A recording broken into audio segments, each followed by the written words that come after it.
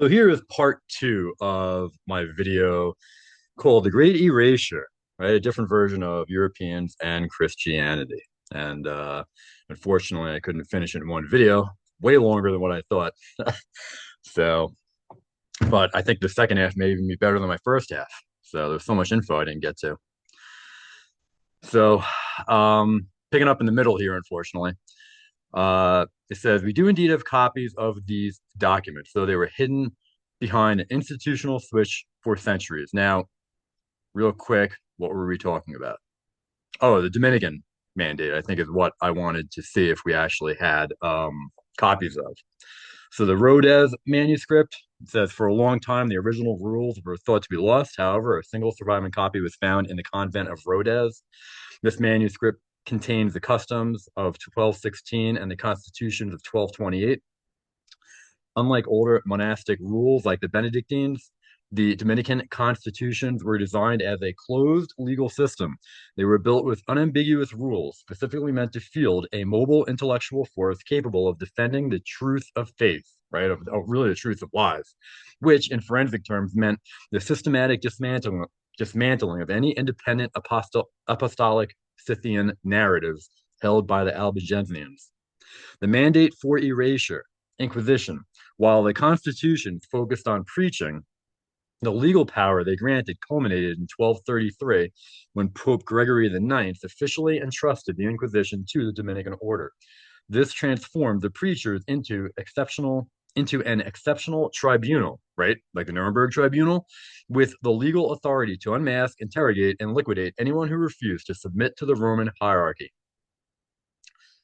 So, of the most grave fault, Article 24, the constitutions define the most grievous fault as incorrigibility. When someone admits their guilt, dissenting belief, but refuses the penalty, the order commands that such a person be expelled and handed over to secular authorities, the sword of the state, which usually meant death at the stake. The vow of poverty as a tool. The constitutions require Dominicans to embrace mendicant poverty. Forensically, this was a strategic counter-apostolic move that Albigensians Cathars were winning because they lived simply. The Dominicans were ordered to do the same to infiltrate and undermine the Cathar influence. The legal license. This bull gave official recognition to the order of preachers, Dominicans. It took the experimental move of Dominican and transformed it into a permanent legal arm of the Vatican. It granted them the right to exist in perpetuity as a centralized force, reporting directly to the Pope rather than local bishops. The closed system. The bull confirmed the Dominicans' adoption of the rule of St. Augustine. Remember, we talked about him in the first video, he was bad, but with their own specific constitutions. This allowed them to operate as a mobile rapid response team across borders, essential for hunting the Cathar Scythian remnants who frequently crossed between Languedoc, Italy, and Spain. The shield of protection. It states, we take your order under our protection and that of the Apostolic See. This meant that anyone who interfered with a Dominican was interfering with the Pope himself. It effectively made them untouchable by local secular laws or the older, more independent apostolic lineages they were sent to dismantle. The Paulician counter effect. The Vatican issued this bull specifically because the Paulician Cathar influence was spreading too fast for local bishops to contain. The true seed, right, the Cathar, the Albigensians, were living by the Pentateuch and the Gospels, which made them immune to the corruption of the Roman clergy. The Religiosum Vitam was the administrative switch that created a professional class of inquisitors to unmask these believers. This document is the birth certificate of the system that would eventually lead to the Inquisition. While the bull itself speaks of preaching and holy living, the forensic reality is that it provided a legal framework to isolate and liquidate the apostolic Scythian identity in Western Europe. The lead into the Inquisition. Within 17 years of this bull, the Dominicans were given the Inquisition mandate, 1233, using the legal authority granted here to begin the systematic burning of the Cathar, the Albigensian manuscripts, and their owners. Right? They burned people. Who were the Paulicians? The Paulicians if I'm pronouncing that right, are the missing link in the migration of the apostolic faith from the east to the west. They provide the bridge between the Scythians of the Caucasus and the Albigensians, the Cathars of France.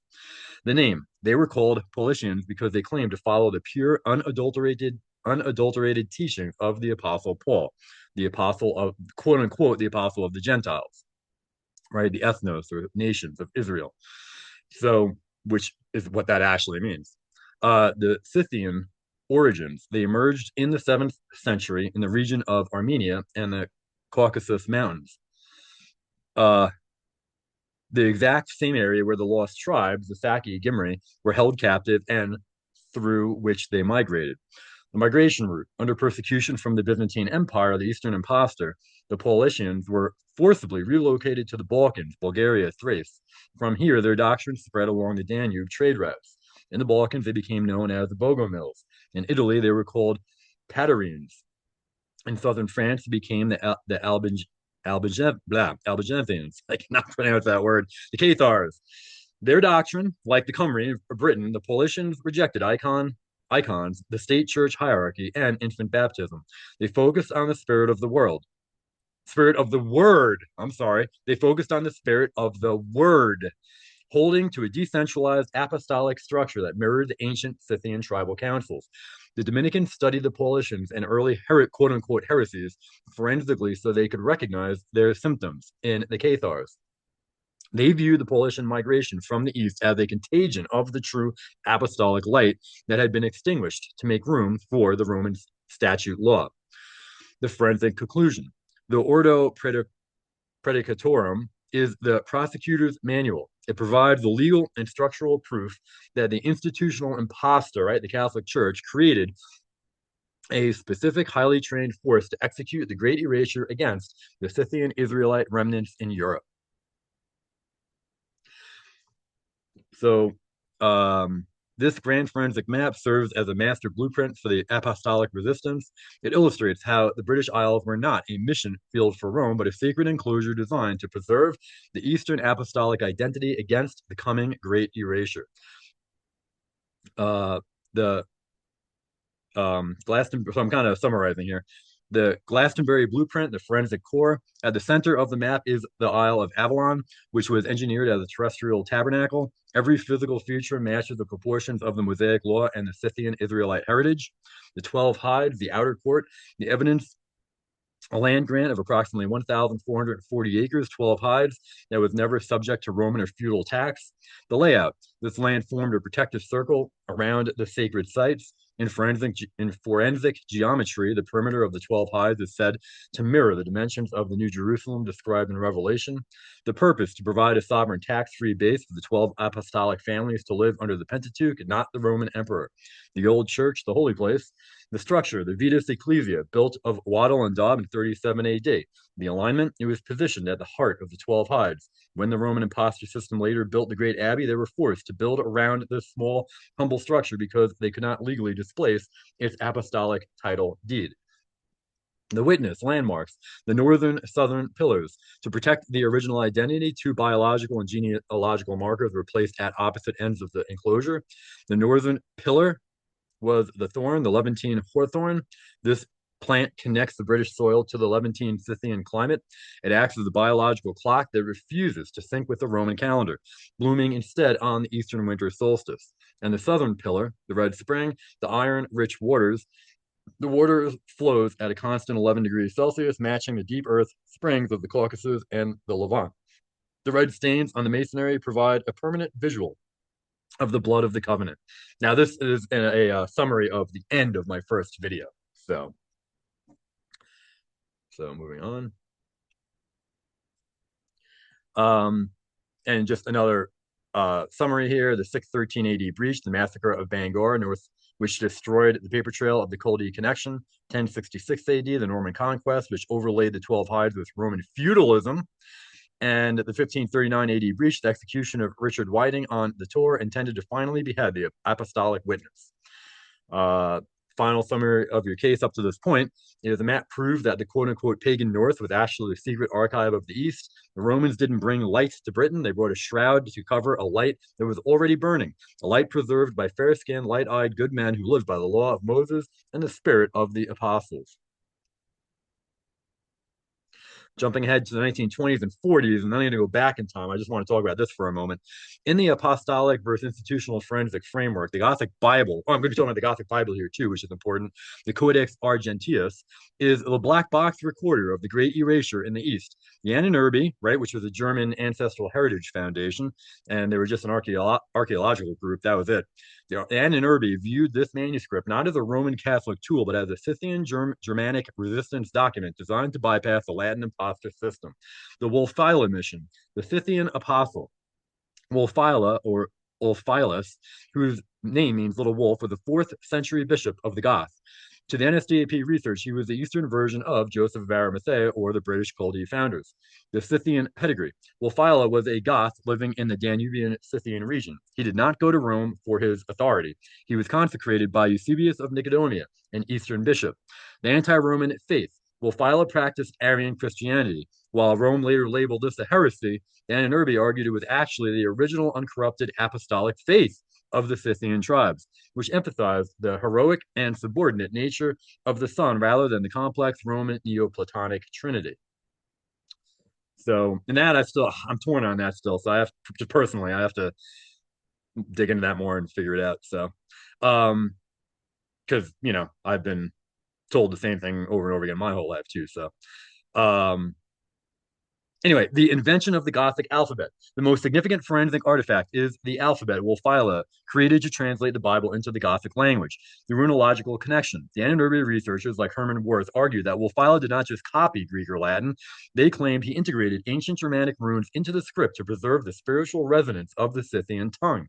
The erasure of the sword. The NSDAP wrote that Wulfila intentionally omitted the books of Kings from the Gothic Bible. Now, personally, I disagree with that, and I don't think that should have occurred. But the reasoning was he feared that the warlike Goths would use the violent stories of the Old Testament kings to justify more bloodshed.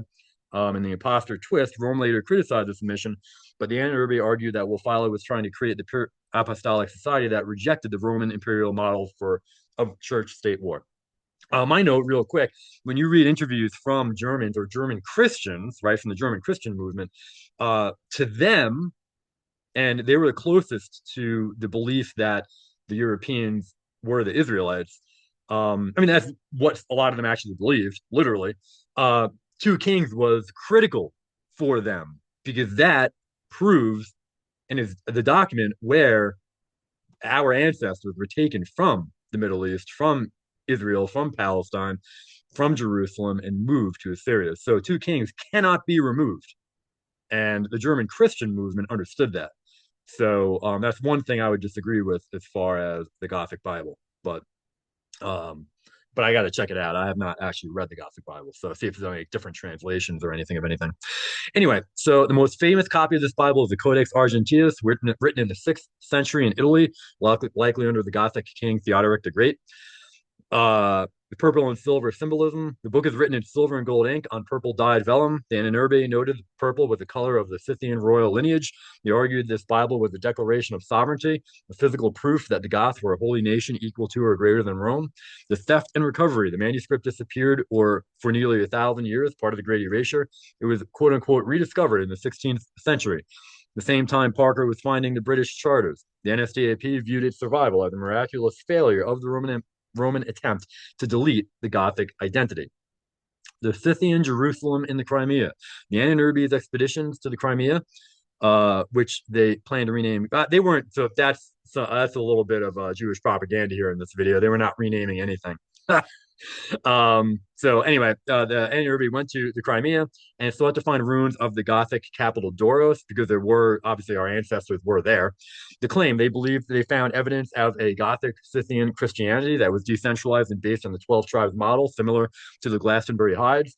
The erasure crime scene. They argued that the Byzantine and Roman empires conspired to destroy the Crimean Gothic state because its existence proved that a high Nordic apostolic civilization had flourished in the East without any help from the Mediterranean.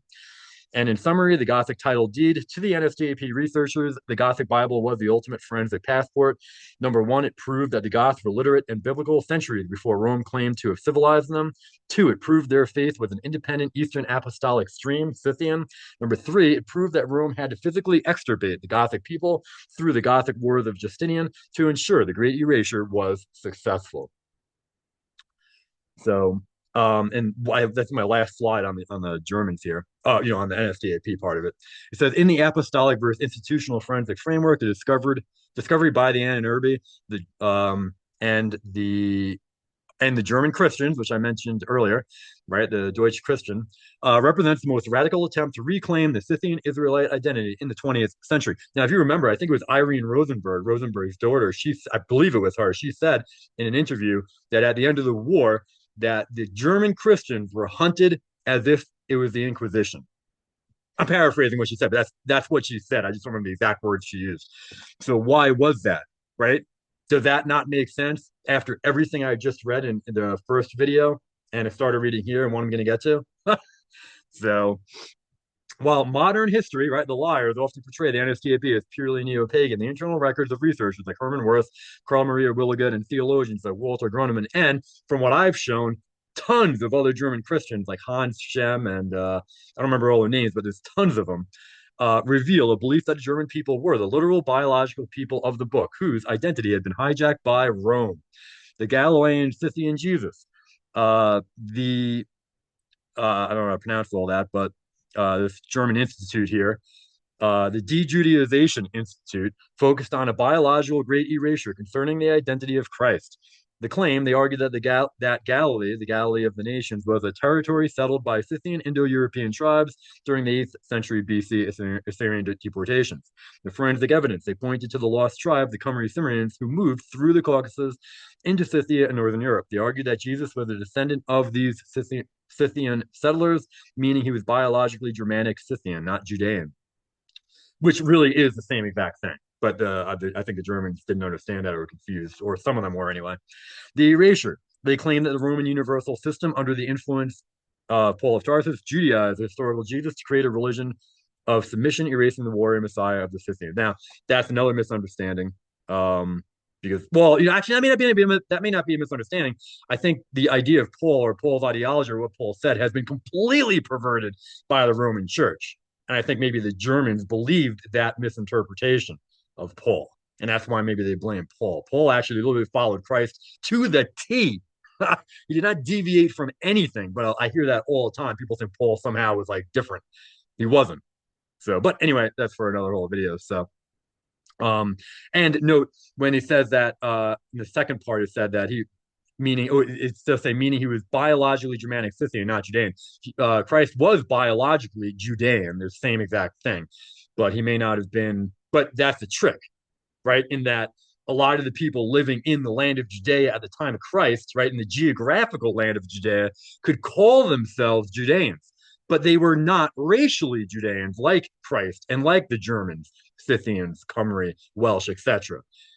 They were mixed race, Edomite, Cainite, God only knows what else, people living there who just claimed the title of Judean because they lived in a geographic area. The way I compare it to is if you go to Germany and you see a white person in Germany, a blonde-haired, blue-eyed person living in Germany, and that person says they're German, you know they're racially German. But some black person living in Germany is obviously not German. Yet they can claim that they're German because they're living in the geographical boundaries of what today is called Germany. So it's just a massive trick that they've done. So anyway, the Irminsul and the Tree of Life. Anarbi researchers, specifically Herman Wirth, argued that the ancient Germanic symbols were actually the original Hebrew apostolic symbols. Yes. The artifact, the Irminsul, the great world pillar of the Saxons, the forensic claim. Wirth argued that the Irminsul was a pillar of witness and the original menorah. He claimed that the seven-branched candlestick of the Bible was a stylized version of the Northern Tree of Life. In his book, The Holy Primordial Script of Humanity, Wirth published or deciphered runic inscriptions, which he claimed proved that the Northern people were the original monotheists and worshipped Tuisto, the father god, the same God as the Old Testament, El or Yahweh. So, and there's, like I said, you can go watch my other videos. I have done tremendous amount of videos on what the German Christians and the NSDAP, the SS, the Anarchy, etc., found and believed in regarding Christianity. So anyway, the Eddas as the Lost Testament.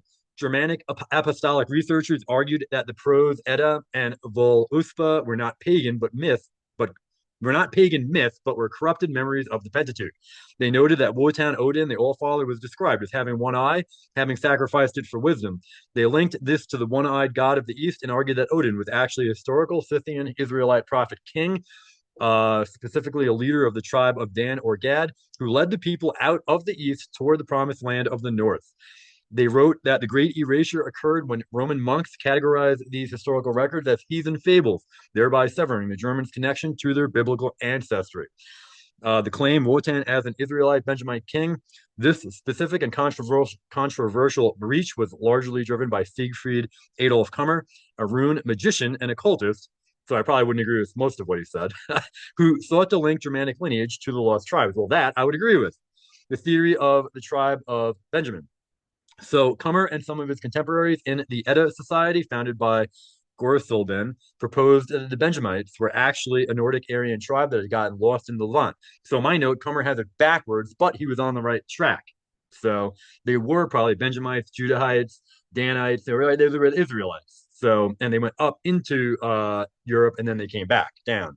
He thinks they started up north, came down to the Middle East, and then went back up. So he has it backwards. But anyway, Wotan Odin. They suggested that the Wotan was not a god in the mythical sense, but a historical Aryan Israelite king or priest king who led his people out of the east and back into the Germanic heartland, which is probably true.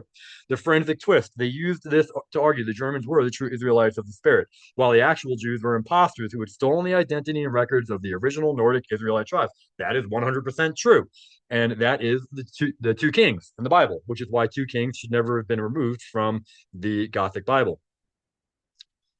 So right now, so I'm jumping back in time to the 1500s to discuss the English Reformation, Pilgrims, and the Geneva versus King James Version Bibles. So, and then, just to summarize here, phase one, Rome told you the British were uncivilized pagans until the Roman monks arrived. Phase two, the state church told you the British were Roman Catholics until the king saved you. Both versions erase the truth that the British were apostolic Scythians with a sovereign law and a direct link to the Levant that owed nothing to Rome or the state. So the black swan realization of the forensic audit from the perspective of the apostolic resistance, the Culdees, Waldensians, and the Old Khumry, the English Reformation was not a return to the original way, but a hostile takeover where the institutional impostor, the Catholic, Roman Universal Jewish Church, simply changed its uniform. And this is key to understand about the English Reformation, because a lot of people think that it was part of the Protestant Reformation. So, and it really wasn't. It just used the name. So, in this view, the Reformation was a controlled opposition maneuver. I mean, we see that everywhere in 2000, the last 100 years. So, in this view, the English Reformation was a controlled opposition maneuver. The Roman system realized it could no longer hold Britain through the papacy. So, it transitioned into a state church, Anglicanism, that used the same erasure tactics while claiming to be Protestant. Yes, and we literally see it, that it physically happened. It proves what the English Reformation actually was based on what they did. It is irrefutable. It's not debatable. So the evidence, the Great Library burnings, 1535 to 1550. If the reformers were truly trying to restore the apostolic past, they would have preserved the ancient British manuscripts. Instead, they destroyed them with a ferocity that matched the Inquisition. The erasure, under the direction of Thomas Cromwell, who was literally related to Oliver Cromwell during the revolutions in the 1600s, where Jews took over the England. So the erasure, under the direction of Thomas Cromwell, Henry VIII's agent, the antiquities of the British Israelite Church were systematically incinerated. The motive, by burning the records of the 12 hides and the Scythian Khumry genealogies, the new state church ensured that the British people would have no title deeds independent of the king. The forensic result, the English Reformation completed the work Rome started in 1066. It disconnected the people from the apostolic freehold and turned them into subjects of the crown. The case of the two-headed impostor. The apostolic resistance argues that the papal and Anglican systems are two heads of the same imperial beast, right? And he under that's just a little chart. It says the futures, authority, the goal, history, and treatment of the old way, right? And Rome, the Pope, the King, the Reformed state, right? The English government, the King, the goal, universal governance. The King, the British King, state governance. History invented Roman pedigree. The King invented Anglo-Saxon pedigree and treatment of the old way, burned heretics. And that's what Rome did. And what did the British government do? Burned papists and radicals, quote unquote papists and radicals. So really just burned the apostolic, I guess, uh, patriots. So the erasure of the Israel British Israel identity. The most damning proof is how the Reformation treated the Joseph of Arimathea and Scythian migration histories. Early reformers like John Bale and Matthew Parker, which I talked about in my first video, used these histories to argue for independence from Rome. The betrayal once the state church, right? Because John Bale and Matthew Parker were actual, real Protestant reformers, right? So the betrayal. Once the state church was firmly established, the institutional scholars began to label these same histories as monkish fables, right? Like the group I was talking about in the first video, that the Acta Sanctorum writers. Um, the church. Well, actually, this came before that. So, but they were doing the same thing. The reason, if the British realized they were the Khumry, 10 tribes with a direct apostolic commission from the east, they wouldn't need a king, pope, or a state church to rule them. They would be sovereign under the law, right? The biblical law, God's law.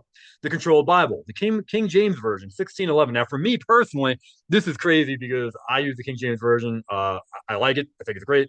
But apparently, a lot of these old reformers, Protestants, and people who possibly believed in the Culdees and whatnot did not agree with it. So I need to take another look at this. So to the radical apostolic groups like the early Covenanters or the Waldensian influenced Puritans, even the King James Version was a form of erasure.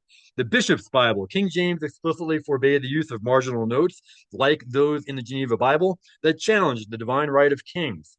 The linguistic filter, the state church translators used ecclesiastical words like church instead of congregation or priest instead of elder to maintain the Roman hierarchical structure. This was a forensic overwrite of the Greek and Hebrew texts to support a universal institution. That is very fascinating. So, yeah, that's something I got to look into and digest. I'm going to get myself the Geneva Bible so I can compare. So, Richard Whiting, a martyr for the old freehold. In this light, the execution of Richard Whiting, the abbot of Glastonbury, wasn't just a Protestant killing a Catholic.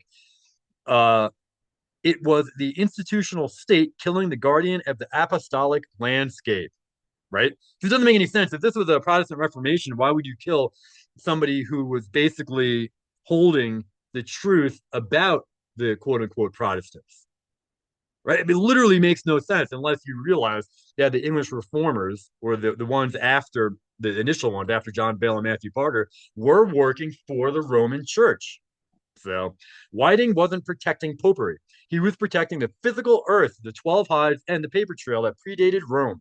By killing him on the tour, the reformed state was saying the ancient apostolic title is dead. We are now the new owners. In the forensic audit of the Great Erasure, the conflict between the Geneva Bible 1560 and the King James Version 1611 is a smoking gun.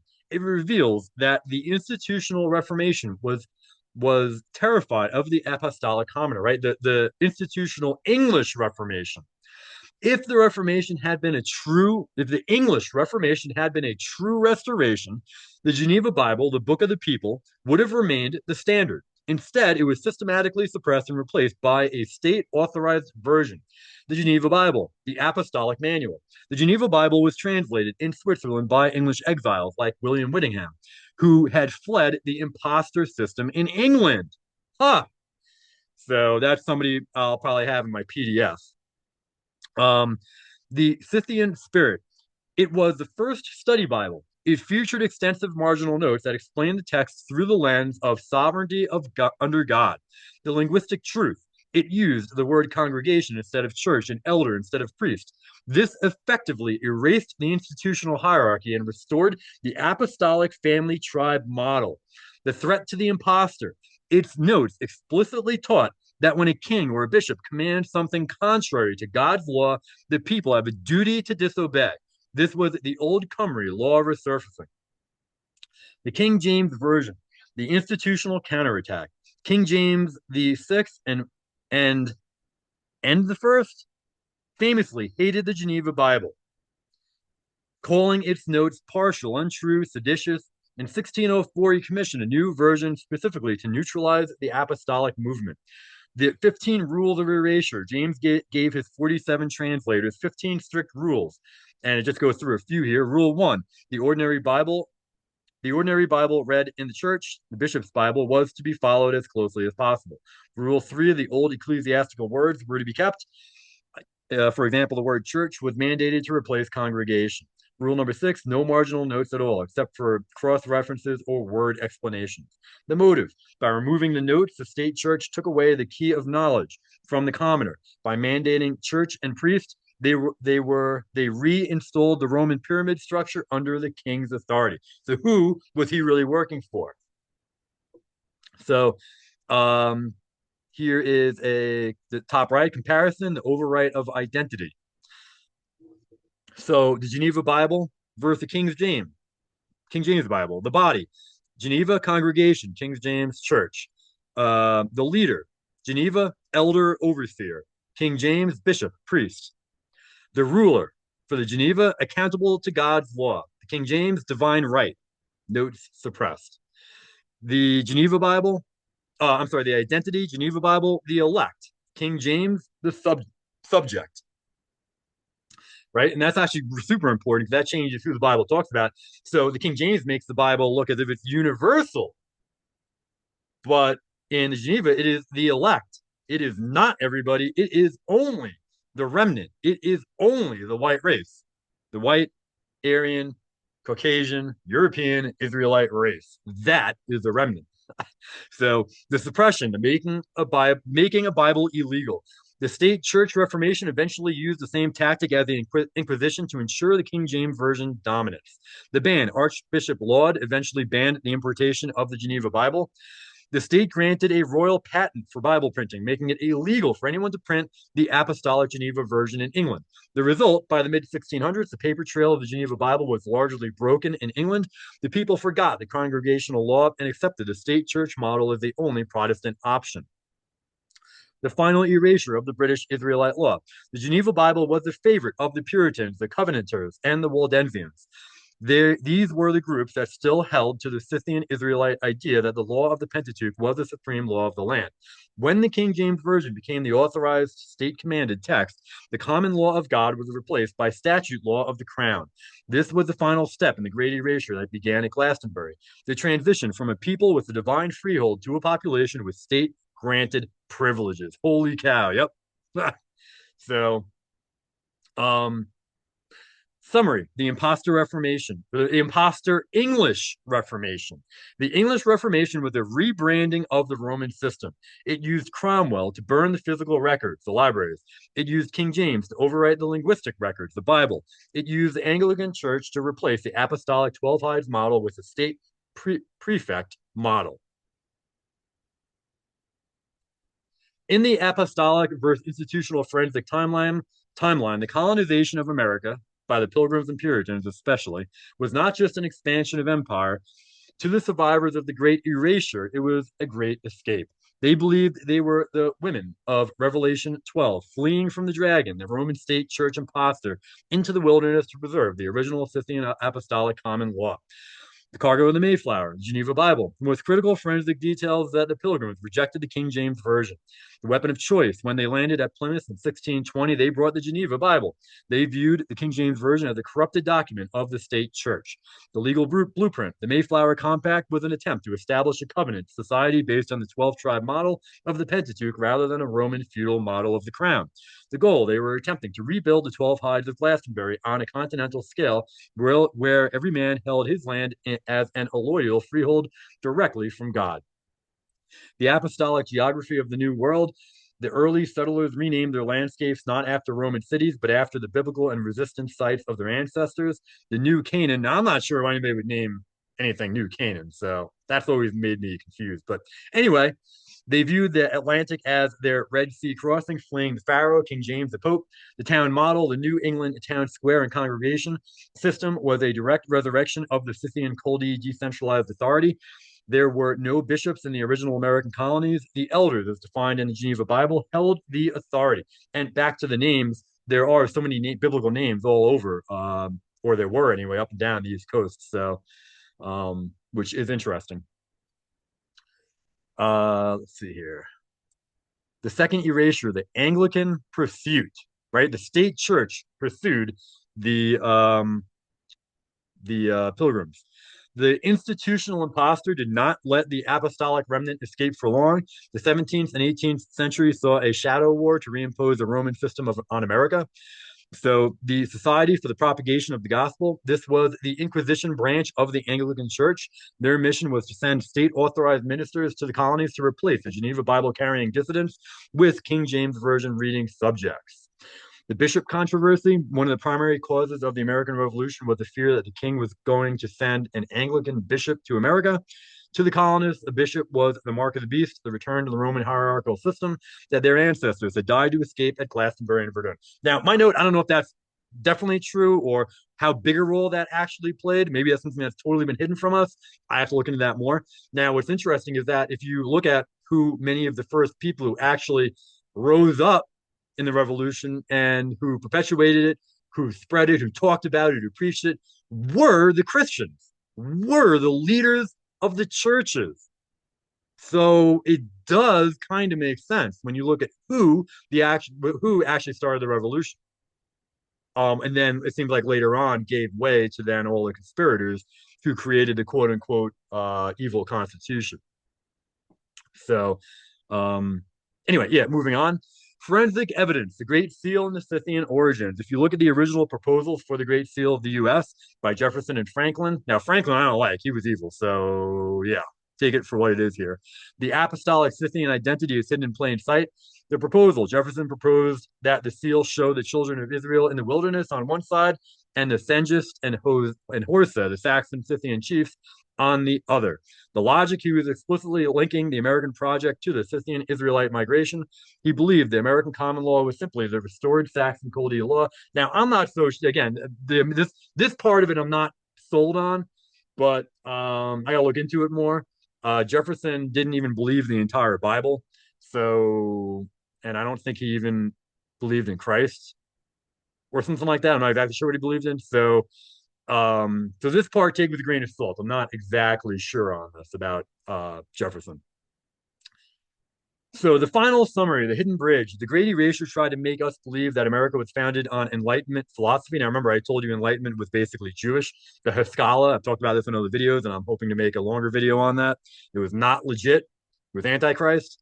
So, and so that is true, right? That they want us to believe that maybe that's what it was founded on. But remember, Thomas Paine was called Satan, or his beliefs were called satanic. So, yeah, Christians did not agree with any of that. Anyway, but the forensic evidence showed it was founded on Scythian remnant trying to protect the last fragments of the apostolic way. So, yeah, something interesting to dig into deeper there. So, here's proof of the Geneva Bible versus the King James Bible in America. So I'm digging in a little bit here. The most definitive proof that the Pilgrims rejected the institutional Bible of the King is found in the physical copies they carried in the writings of their leaders. Primary source, The History of Plymouth Plantation by William Bradford. The evidence, Bradford, the second governor of Plymouth, quotes the Bible over 1,000 times in his journals. Forensic analysis of these quotes by scholars like Dr. Harry S. Stout, the New England Soul, confirmed that Bradford was quoting almost exclusively from the 1560-1599 Geneva Bible, even decades after the King James Version was released. Physical evidence, the Mayflower Bible, now held in the Pilgrim Hall Museum in Plymouth, is a Geneva Bible. State Church Band, the records of the Court of High Commission under Archbishop William Laud in the 1630s show that the impostor system was actively arresting people for smuggling Geneva Bibles into the colonies, labeling the book a seditious tool of the apostolic radicals. Proof of Jefferson's Scythian Israelite seal proposal. The claim that the American project was a Scythian restoration is not a conspiracy theory. It is recorded in the official minutes of the Continental Congress. Primary source, the Journals of the Continental Congress, August 20th, 1776. The record, this entry details a report of the first committee, Franklin, Adams, and Jefferson, appointed to design a great seal. Jefferson's specific proposal, in a letter from John Adams to Abigail Adams, August 14, 1776, Adams describes Jefferson's vision. Quote, Mr. Jefferson proposed the children of Israel in the wilderness, led by a cloud by day and a pillar of fire by night, and on the other side, Hengist and Horsa, the Saxon chiefs from whom we have the honor to be descended and whose political principles and form of government we have assumed. So that is very fascinating. So I want to find that.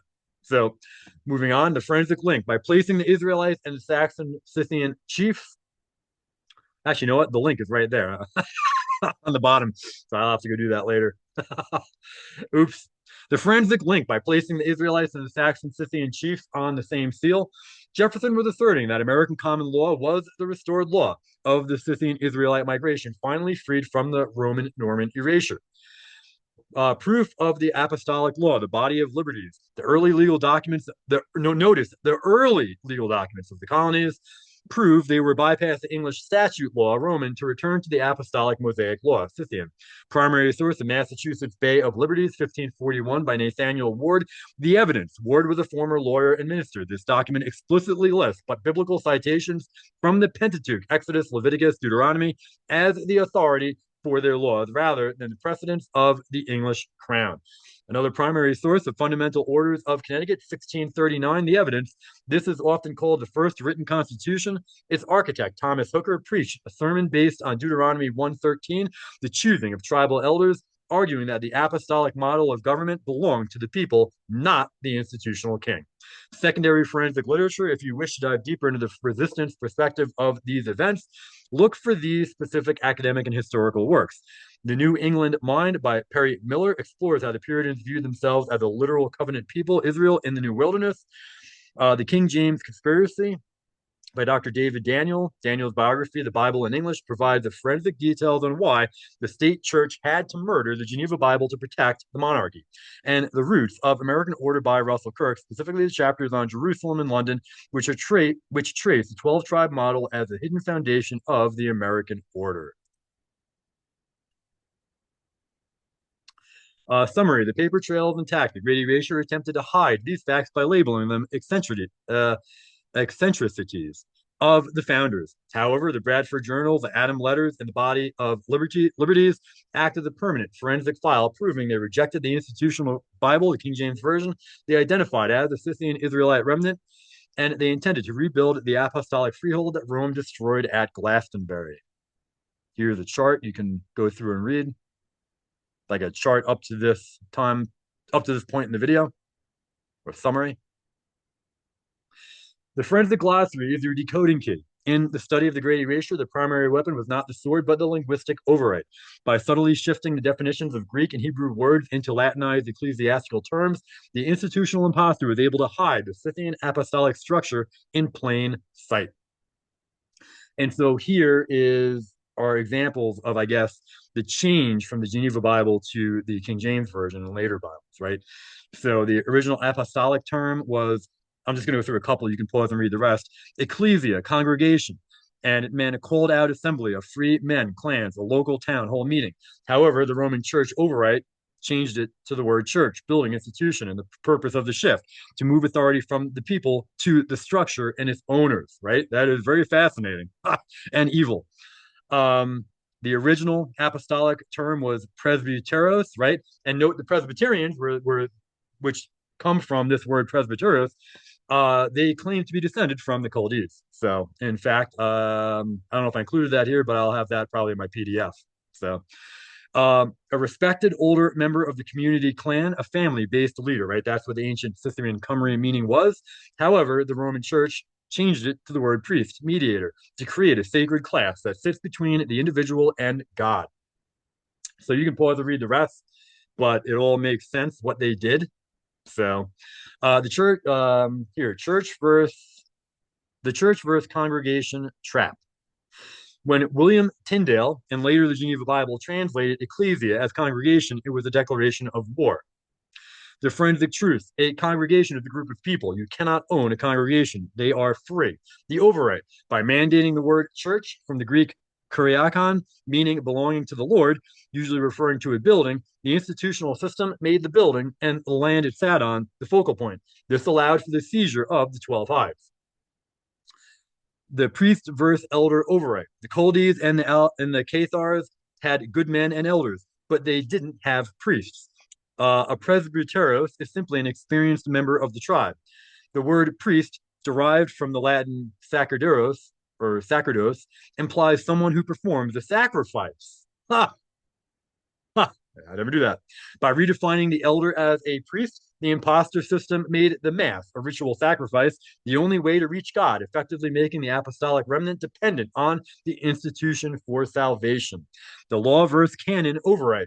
This is the heart of the Khumry Scythian identity. To the ancient British and Saxons, the law was a freehold. It was the law of the land, common law, derived from the Pentateuch. The impostor introduced canon law, the law of the institutional church, and statute law, law of the sovereign state. This turned the people from covenant freeholders into imperial subjects. Summary: how to spot the erasure in any text. Whenever you read a history book or an authorized version of the Bible, look for these linguistic markers. If the text uses words like diocese, parish, clergy, and sacrament, you are reading the institutional override. If the text speaks of clans, households, elders, and the laws of the Father, you are touching the apostolic survival. The final forensic tool, and this is from the prior page I showed you, by using this glossary, right, which I told you to pause and read, you can strip the paint off the documents, like the letters of Eleutherius or the Chronicles of Charlemagne, and see the original Scythian apostolic skeleton underneath, right? Because the letter of Eleutherius and the Chronicles of Charlemagne are institutional overrights, right? Charlemagne was apparently not a good guy. So, and there is a picture of, just as an example, so you can see the institutional override and what it should be, right? On the right, the apostolic survival, how the wording should read. Strip the paint, see the skeleton. Very interesting. So, the erasure of languages. In the forensic audit of the Great Erasure, language is not just a means of communication. It is the encryption key for a people's true identity. To the institutional impostor, the original languages of Britain and Europe were a threat because they contained the biological and legal DNA of the Scythian apostolic migration. And my note before I continue, I've talked to a whole bunch of people from Ireland, Scotland, and Wales, and who live there and stuff, and their stories about what the authorities, quote unquote, have done over the centuries to take away their right to their ancestral languages is literally insane and doesn't make any sense unless you understand what is actually happening, what my video here is about.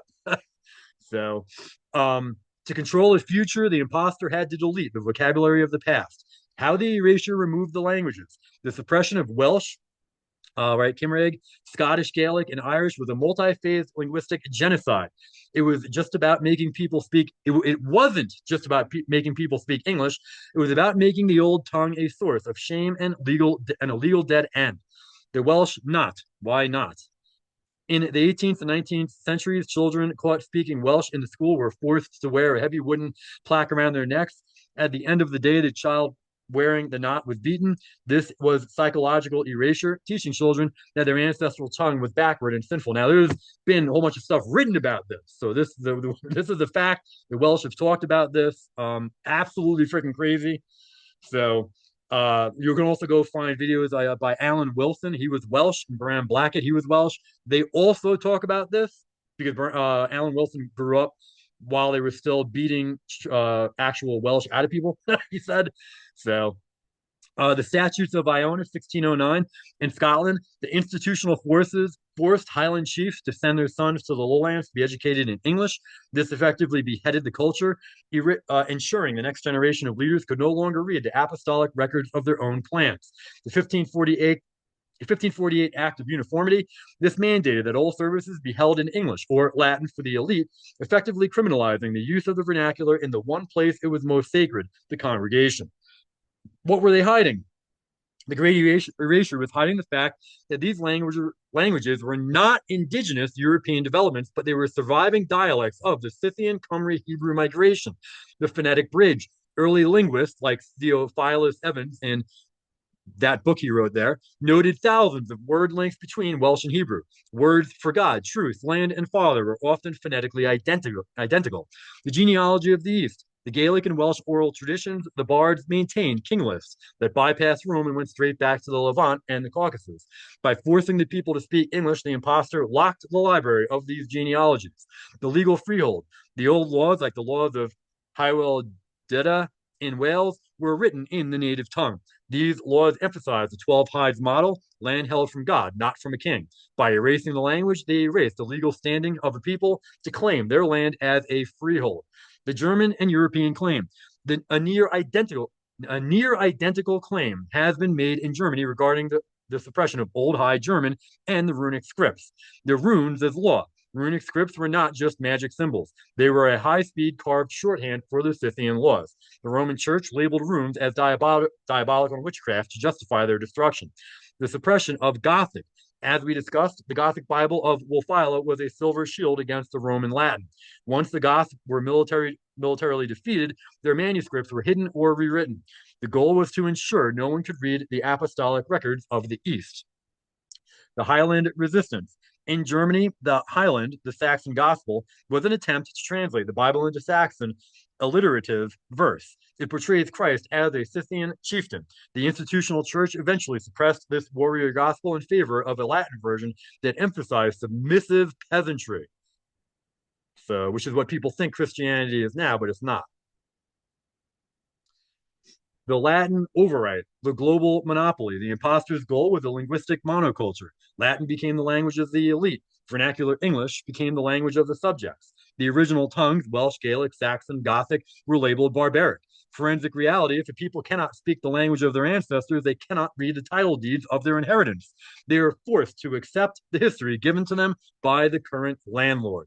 The apostolic recovery, today, the revival of Welsh and Gaelic is more than just cultural. It is a forensic recovery. As the languages return, so do the old words for law, land, and lineage. The encryption is being broken. So hopefully people in those countries are actually doing that. So, and learning and reclaiming their own heritage and ancestry. So over on the right, these AI pictures I think are cool, but the spelling is off. So, but that is just showing you the Latin override and the apostolic recovery. 18th century antiquarians, particularly in Wales, were not mere hobbyists. In the framework of the apostolic resistance, they were forensic linguists attempting to reverse engineer the Great Erasure. Their goal was to prove that the Welsh language, Cymraeg, was a surviving dialect of the 10 lost tribes, specifically the House of Omri, the Khumry. The most influential work of this period was Theophilus Evans, Mirror of the Primitive Ages, 1716. Evans and his contemporaries argued that the Celtic label was a Roman invention designed to hide the much older Scythian Israelite pedigree. And the Culdees, the Khumry-Omri connection. The foundational claim of these scholars rests on the Behistun inscription and other Assyrian records. The identification in the 18th and 19th centuries, researchers noted that the Assyrians referred to the northern kingdom of Israel as Bit Khumri, House of Omri. The migration, when the Khumri were deported by the Assyrians into the Caucasus, the Scythian territory, they became known to the Greeks as Cimmerians, right? The Gimri. The arrival, the Khumry migrated through Europe and landed in Britain, where they called themselves the Khumry. The erasure, the institutional impostor, right? The Catholic Church renamed the Celts or ancient Britons. I'm sorry, the institutional impostor renamed them, right? The Khumry, Celts or ancient Britons to decouple them from their biblical title deeds. And 2 Kings 17:6 is the key, and 2 Kings as a whole, but 2 Kings 17:6 identifies where, what happened to us, what happened to our ancestors, where they were taken to. The Cymric Hebrew word list, scholars like Charles Edwards and later George Borrow pointed out phonetic and structural parallels that they argued were too frequent to be coincidental. So the chart under that, you can pause and read. I'll read the first two. Welsh term aman, Hebrew term amen. Phonetic connection, identical, meaning true, faithful. Welsh term bara, Hebrew term bara. Phonetic connection, identical, meaning bread, create, feed. So you can pause and read the rest.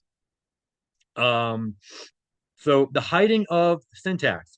These scholars argued that the very structure of the Welsh language was a Scythian encryption of Hebrew. VSO sentence structure. Unlike English or Latin's SVO, Welsh and Hebrew both utilize a verb subject object structure. Mutations. The way Welsh changes the initial letter of a word based on the preceding word, initial mutations, is a feature almost entirely absent in European impostor languages, but common in Semitic Eastern dialects. The hiding. By forcing children to speak the SVO, English Roman structure, the Great Erasure was literally rewiring the brain of the apostolic remnant to prevent them from tuning in to the frequency of their original records. That is insane. I never even thought of that. Right? So this why this was resistance literature. For Theophilus Evans and Welsh bards, preserving these word lists was an act of sovereignty. It was a direct pipeline to God. If the Welsh was a dialect of the patriarchs, then the Welsh people did not need the Roman church to explain the Bible to them. They were already in the family. Legal title. If they were the Khumry, then the 12 Hides of Glastonbury and the ancient common laws of Wales were not concessions from a king, but an unbroken inheritance from the Levant. The counterattack. The Roman state church labeled this Celtomania by calling it a craze. They could ignore the forensic evidence and continue the erasure. In summary, the linguistic arc, the Welsh language was the arc that carried the apostolic identity through the flood of the Great Erasure. The word lists are the forensic receipts showing that the British are not indigenous savages civilized by Rome, but a high civilization of the East that moved west to preserve the light. The VSO architecture, the action first logic. In most Indo European languages, like English, we use SVO. The king saw the light. However, both Hebrew and Welsh are VSO. To read the image, look at the word order. The verb, the action, placed at the very beginning. The doing precedes the doer. The subject, the actor, follows immediately after the action. The object, the goal, completes the sentence at the end. The symbolism, the cross and the scroll. The central cross, by replacing the star with the cross, the image now represents the apostolic Culdees perspective. It suggests that the true seed, the message of the cross, was carried through a specific linguistic vessel, the Cymric Welsh tongue, which shared the structural DNA of the original Hebrew of the patriarchs. The ancient parchment, this represents they're describing a picture here, but whatever, it's still important. The ancient parchment, this represents the Brehon Cymric laws and the Old Testament. It visualizes the idea that the law was rewritten in the same grammatical shape in both the Levant and the British Isles. Now, did I include this picture anywhere? Oh, maybe it's this when I get to that, I think. So maybe. The forensic comparison. If you were to look at a line of text in the image on the Hebrew side, you'll see that the verb bara created at the start. On the Welsh side, you would see the equivalent cred created also at the start. Why this matters for the Scythian roots. Linguists like Sir John Morris Jones argue that the reason Welsh sounds and acts so much like Hebrew, despite being geographically distant, is due to a pre-Aryan or Semitic Scythian substratum. The forensic historian, this for the forensic historian, this isn't just a coincidence. It is a linguistic fingerprint.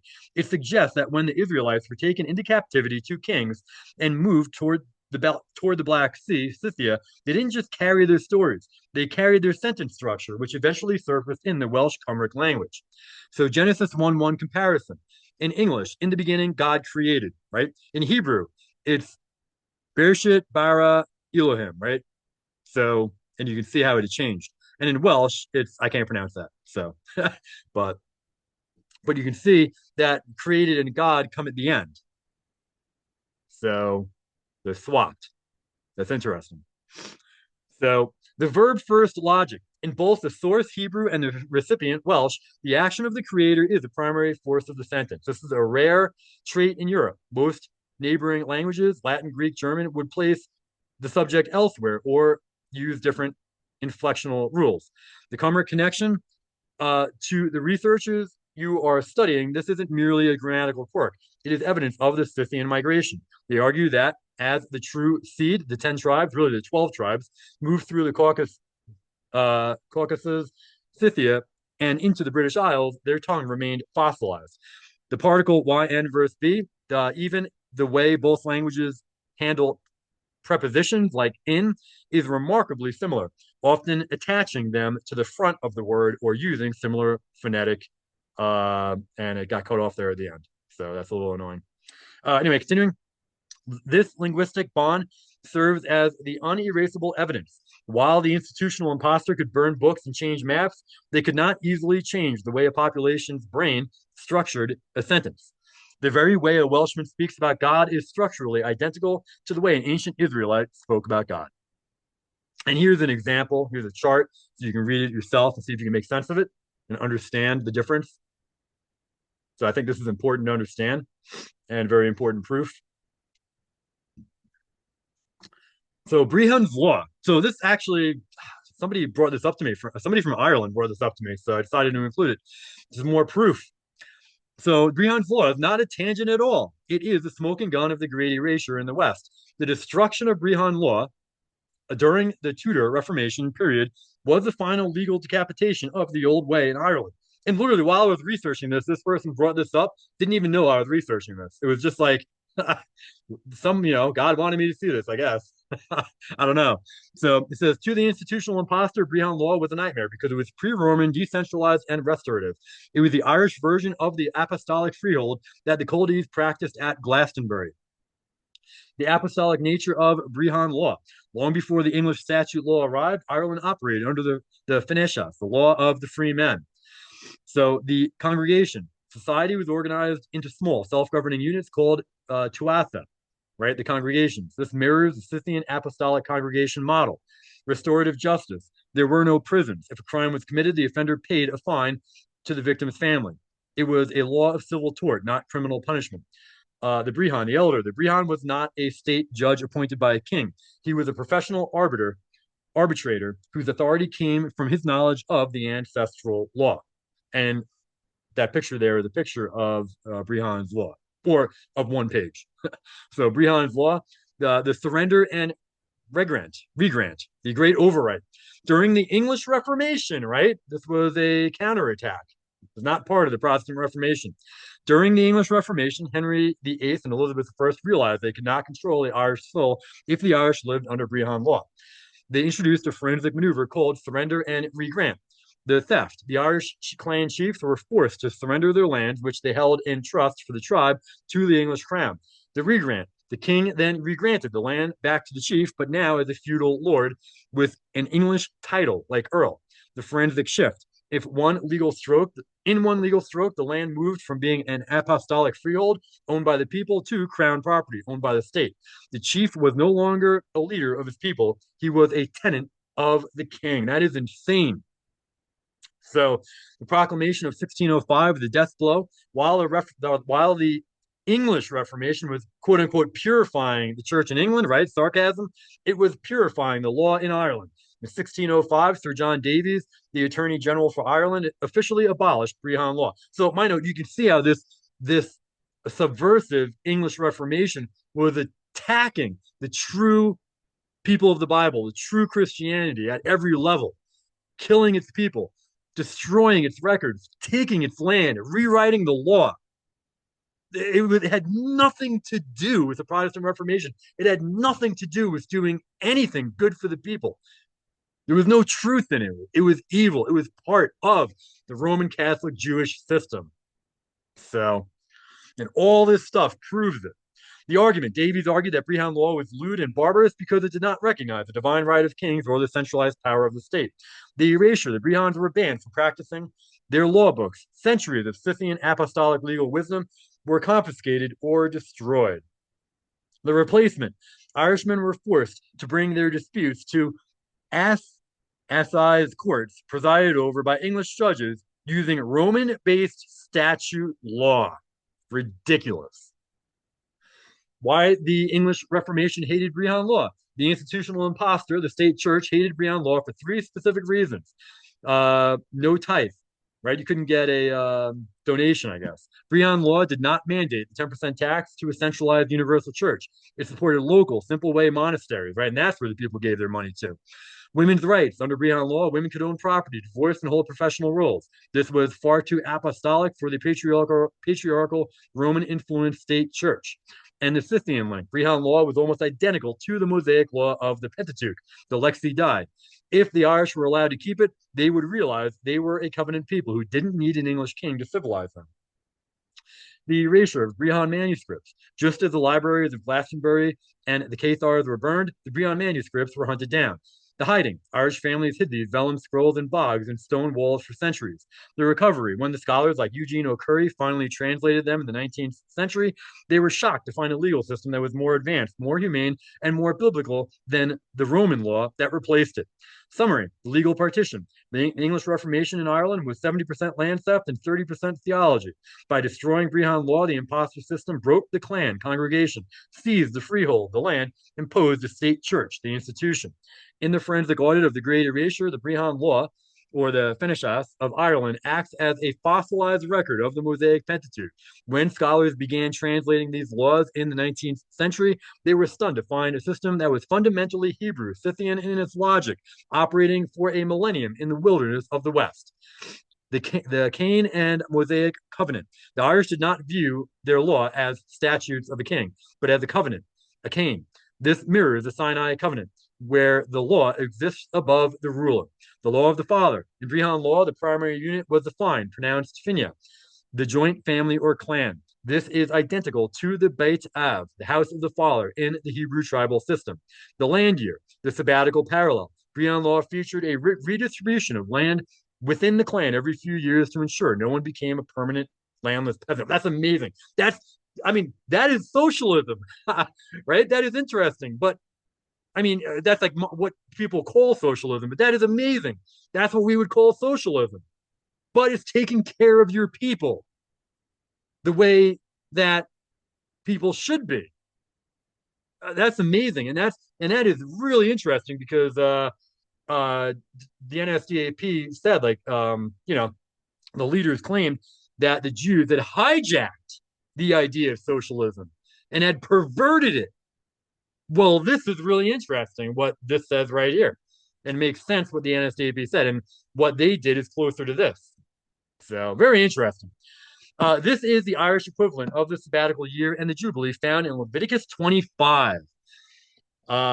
Restorative justice, the Eric versus the atonement. While Roman law was punitive, jail execution, Brehon and Mosaic law were restorative. Well, that's not completely true. Mosaic law also, it was eye for an eye. So, yeah. But I'm sure there's more to it. So, anyway, you can pause and read that. So, the blood price. If a man was killed, his family received an eric. This reflects the biblical principle of restitution to the kinsman. By removing this and replacing it with capital punishment for the state, the Reformation impostor took the power of forgiveness away from the family and gave it to the crown. Again, I believe that it's more than that, so I'm not fully in agreement with that, but again, there's probably more to it, so that's interesting. The law of social connections. This is perhaps the most apostolic feature of Brehon law. It defines society by 8 types of social contracts: husband, wife, foster, parent, child, lord, tenant. The mutant covenant, unlike the Roman, the mutant, what the hell? The mutual covenant. Unlike the Roman master-slave model, Brehon law insisted that every contract must benefit both parties. If the lord failed to protect the tenant, the contract was voided immediately. Well, that would be nice. The biblical echo. This is the exact social justice model preached by the Hebrew prophets, a society where the widow, the orphan, and the stranger have legal standing against the elite. Why scholars call it the lex die, the law of God. In many early manuscripts, the Brehons themselves claimed their law was a revelation. The legend of Kai, Irish tradition says a man named Kai Cainbreatach, Kai of the Fair Judgments, was a student of Moses who brought the law to Ireland. So I never heard of that. That's crazy that the Irish have a story that goes back that far.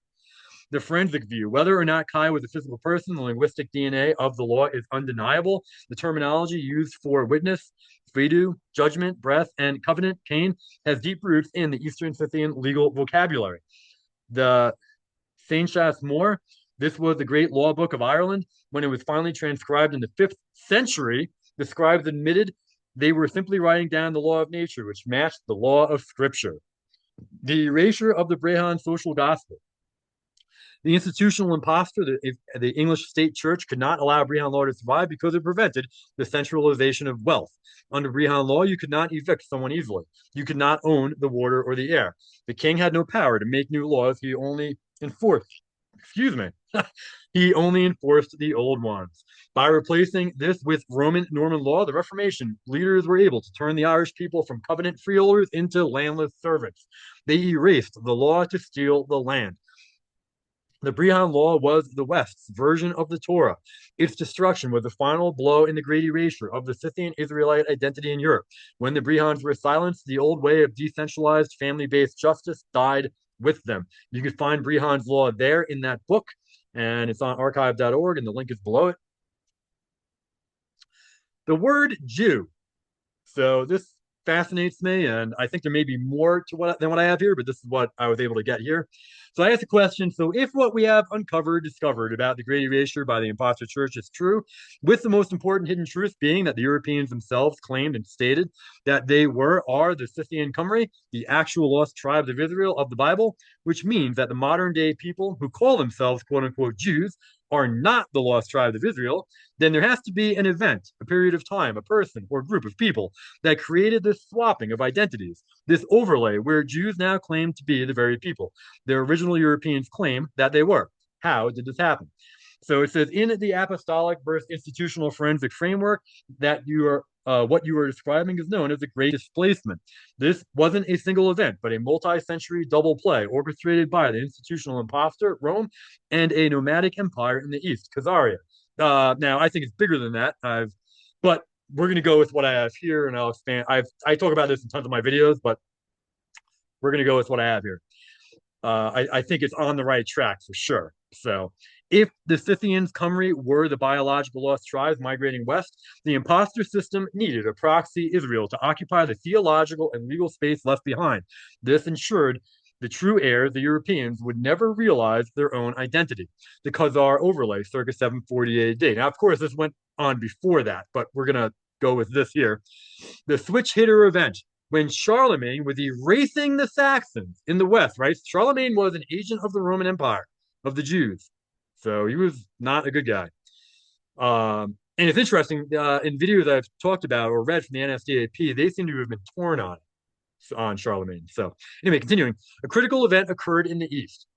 While Charlemagne was erasing the Saxons in the West, a critical event occurred in the East. The Khazar Empire, a powerful Turkic Mongol state located between the Black and Caspian Seas, officially converted to Judaism, quote unquote, right? But they were already racially Judaism, which I think I get to later on too.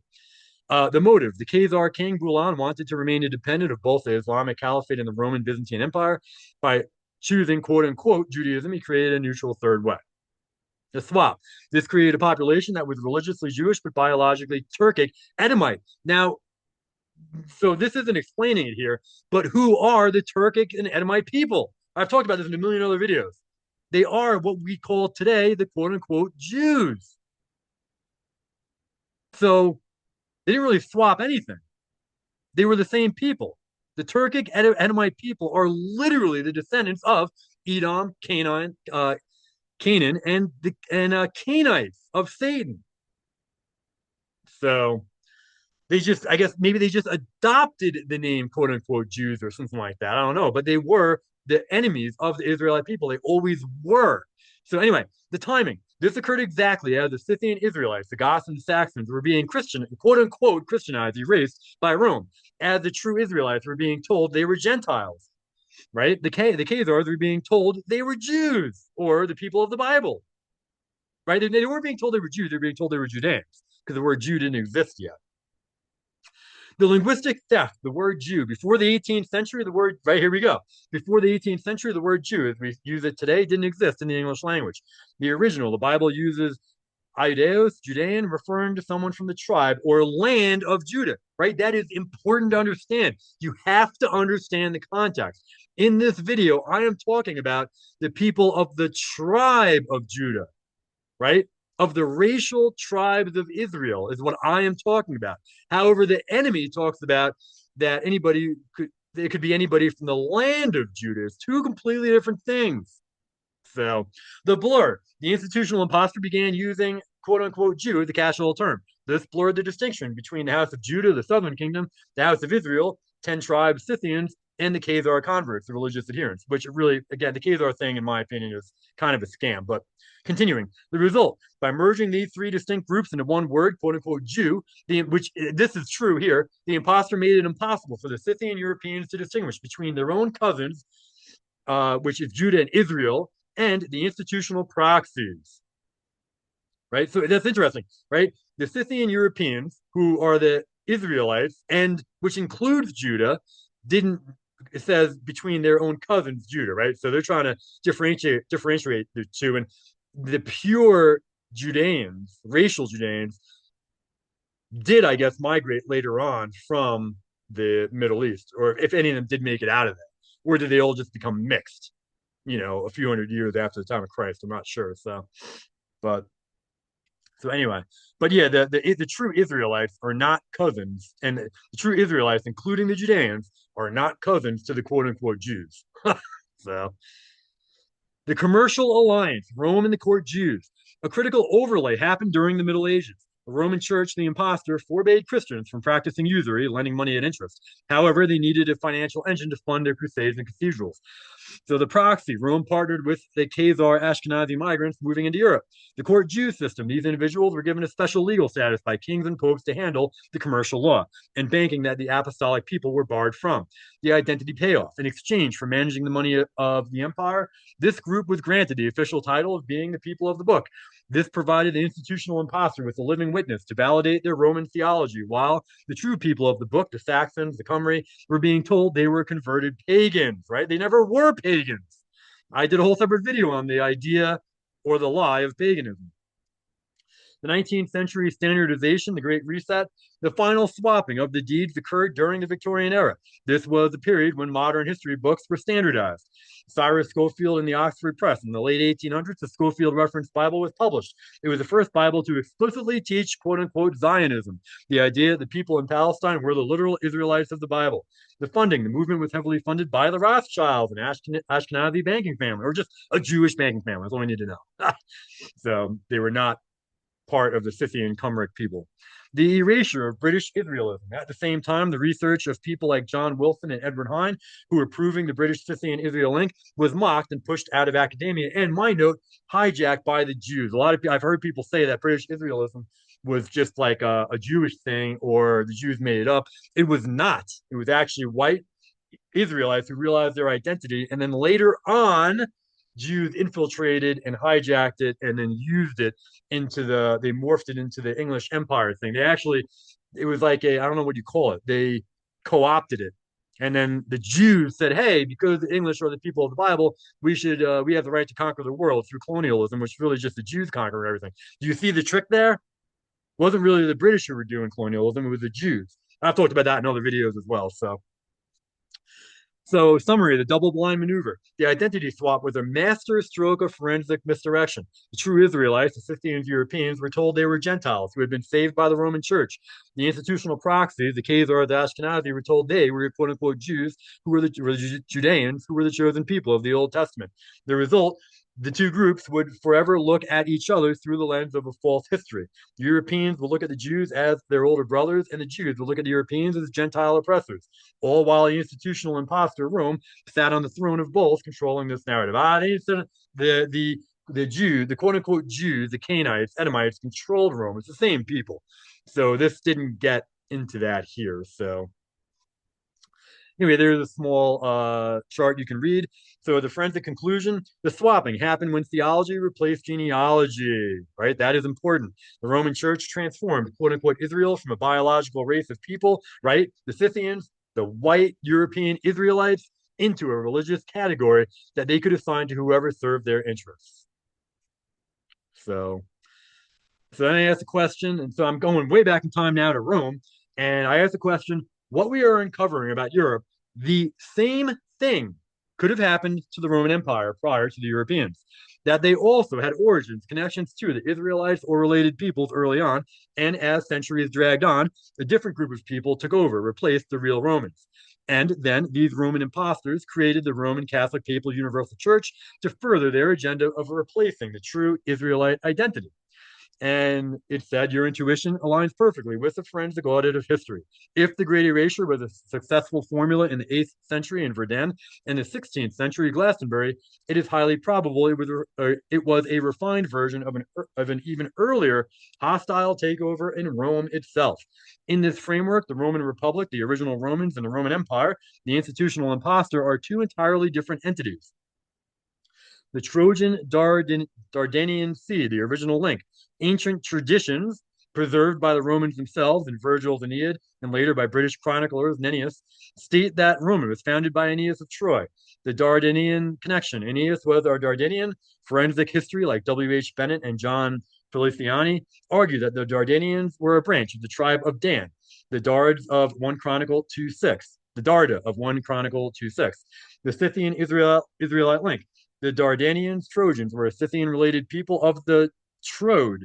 This suggests that the original Romans were cousins to the Khumry Saxons, carrying the same apostolic seed of decentralized law and ancestral honor. The hijacking from republic to imposter empire. The identity swap in Rome occurred during the transition from the republic to the empire, roughly from 100 BC to 100 AD.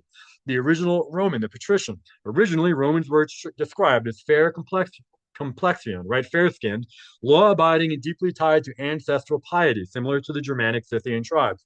The Orientalization of Rome from the east.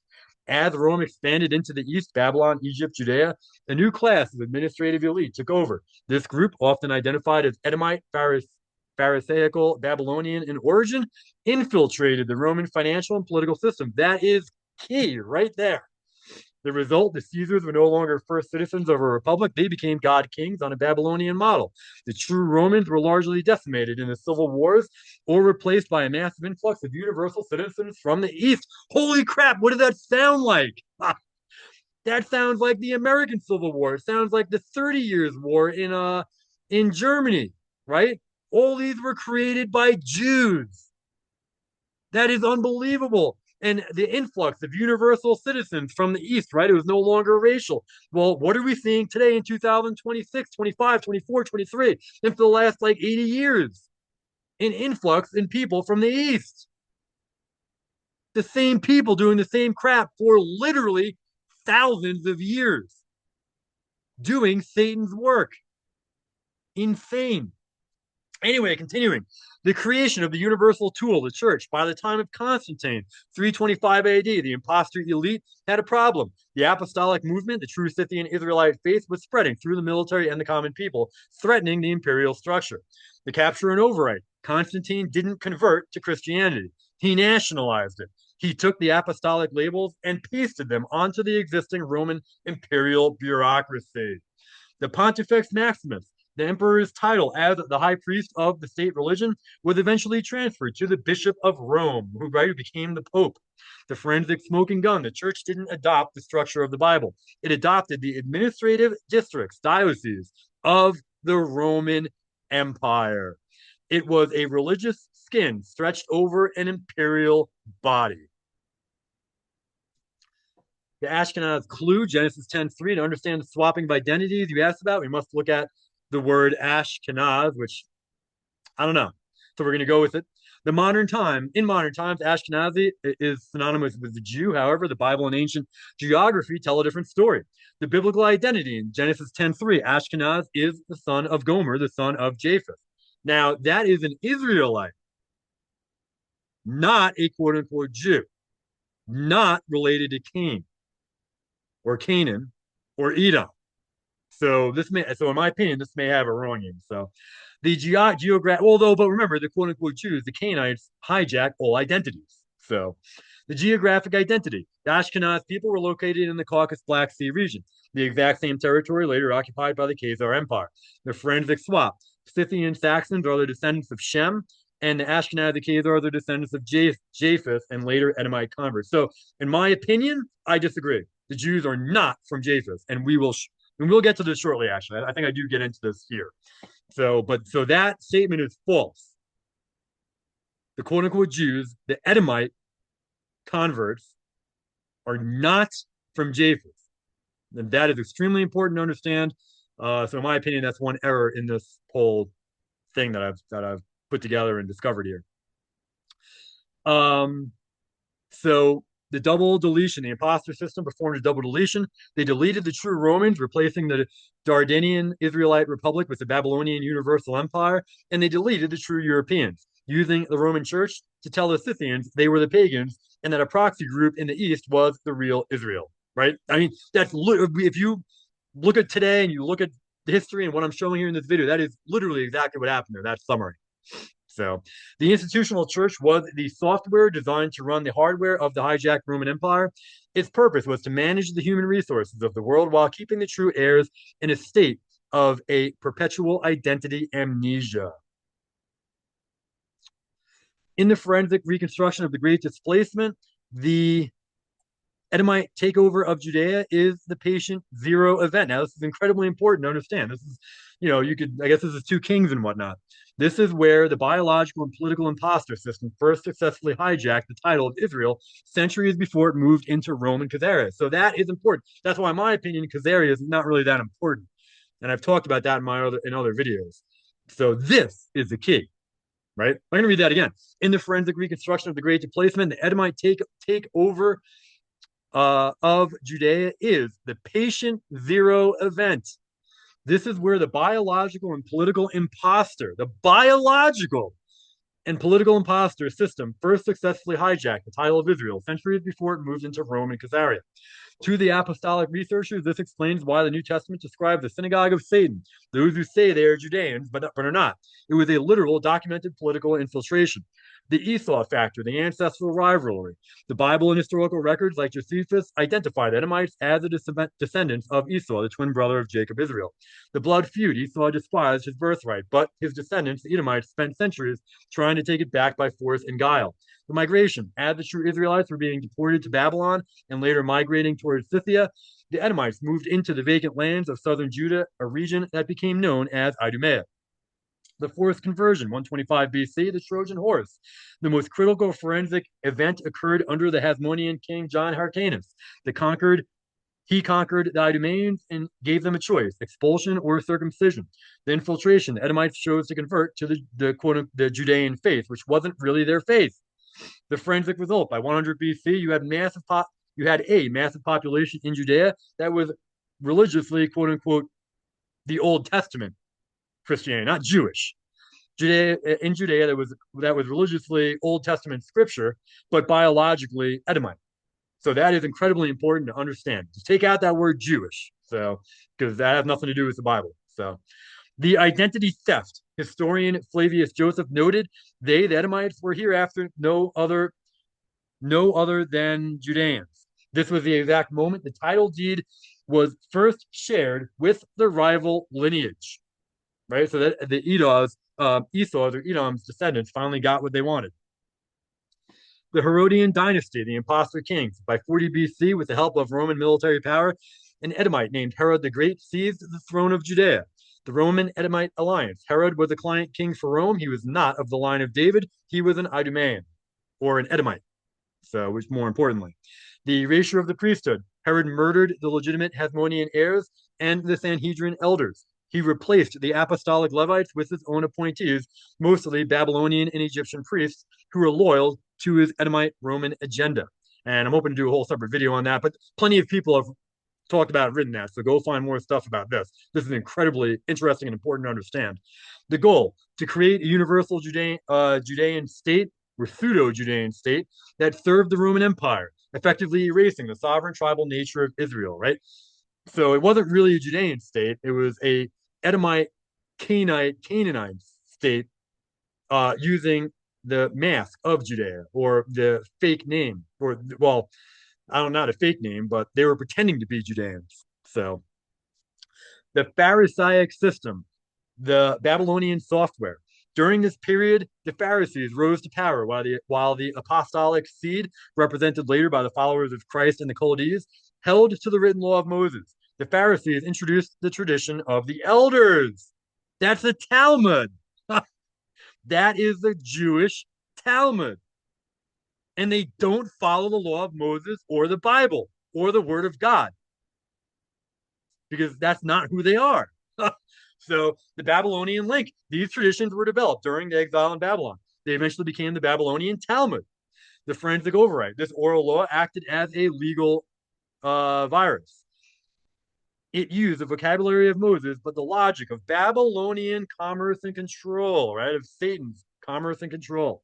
The result, by the time of the first century, the official religion of the land of Judea was an Edomite Babylonian hybrid that the true Israelite remnant, the lost sheep, didn't recognize. That is crazy. The flight of the two seeds, the conflict in the New Testament is not between Christians and quote unquote Jews. Well, it's between the apostolic remnant, Israel, and the institutional impostor, the Edomite, and it should say Cainite people there. So, and that's the truth. The apostolic remnant after 70 AD, the true Judeans and lost tribes, Scythians, continued their migration into Europe and Britain, carrying the common law. The institutional impostor, the Edomite Pharisaic elite, moved their headquarters to Babylon and Rome. They eventually infiltrated the Roman imperial bureaucracy, providing the administrative and financial structure for the universal church. To summarize the chain of identity theft, the Great Erasure is a relay race of impostors. Edomites, Esau infiltrated Judea and became, quote unquote, infiltrated Judea and became quote unquote Judeans, which now people call Jews. The Edomite Roman elite infiltrated the Roman state and create the universal church. And then the quote unquote Cathars convert to the Edomite when what they really are just Cainites, Mongols, Turkic people who are people of Satan. So these people of Satan convert to the Edomite Babylonian system, 7040 AD, and become the quote unquote modern Jews. So in every stage, the true Scythian Israelite are labeled as Gentiles or pagans to prevent them from realizing they are the legal heirs to the covenant.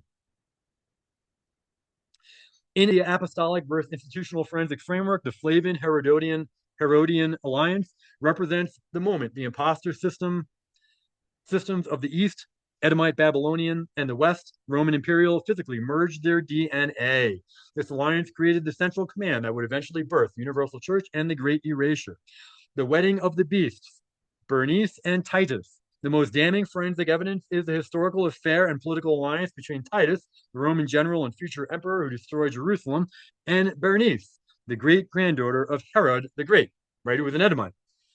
The player, Bernice, was a quintessential Edomite royal. She was the sister of King Agrippa II.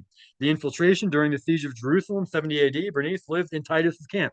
To the apostolic researchers, this was not just a romance, it was a merger of the administrative, Rome, and the financial, religious, Edom. So the result, the Flavian emperors, Vespasian, Titus, Domitian, became deeply indebted and influenced by the Herodian Edomite network. This network provided the intelligence and the funding that allowed the Flavians to seize the Roman throne during the year of the four emperors. Josephus, a propaganda officer of the override. Flavius Joseph, the man who wrote the history of the quote-unquote Jews or Judeans, was a key operative in this merger. The traitor, originally a Judean general, he defected to the Flavians. He was adopted into the Flavian family and took their name. So the task, Josephus was commissioned by the Flavians to write the Judean War and Antiquities of the Judeans. The Erasure, his job was to define Judaism for the Roman world in a way that served the Flavian Edomite agenda.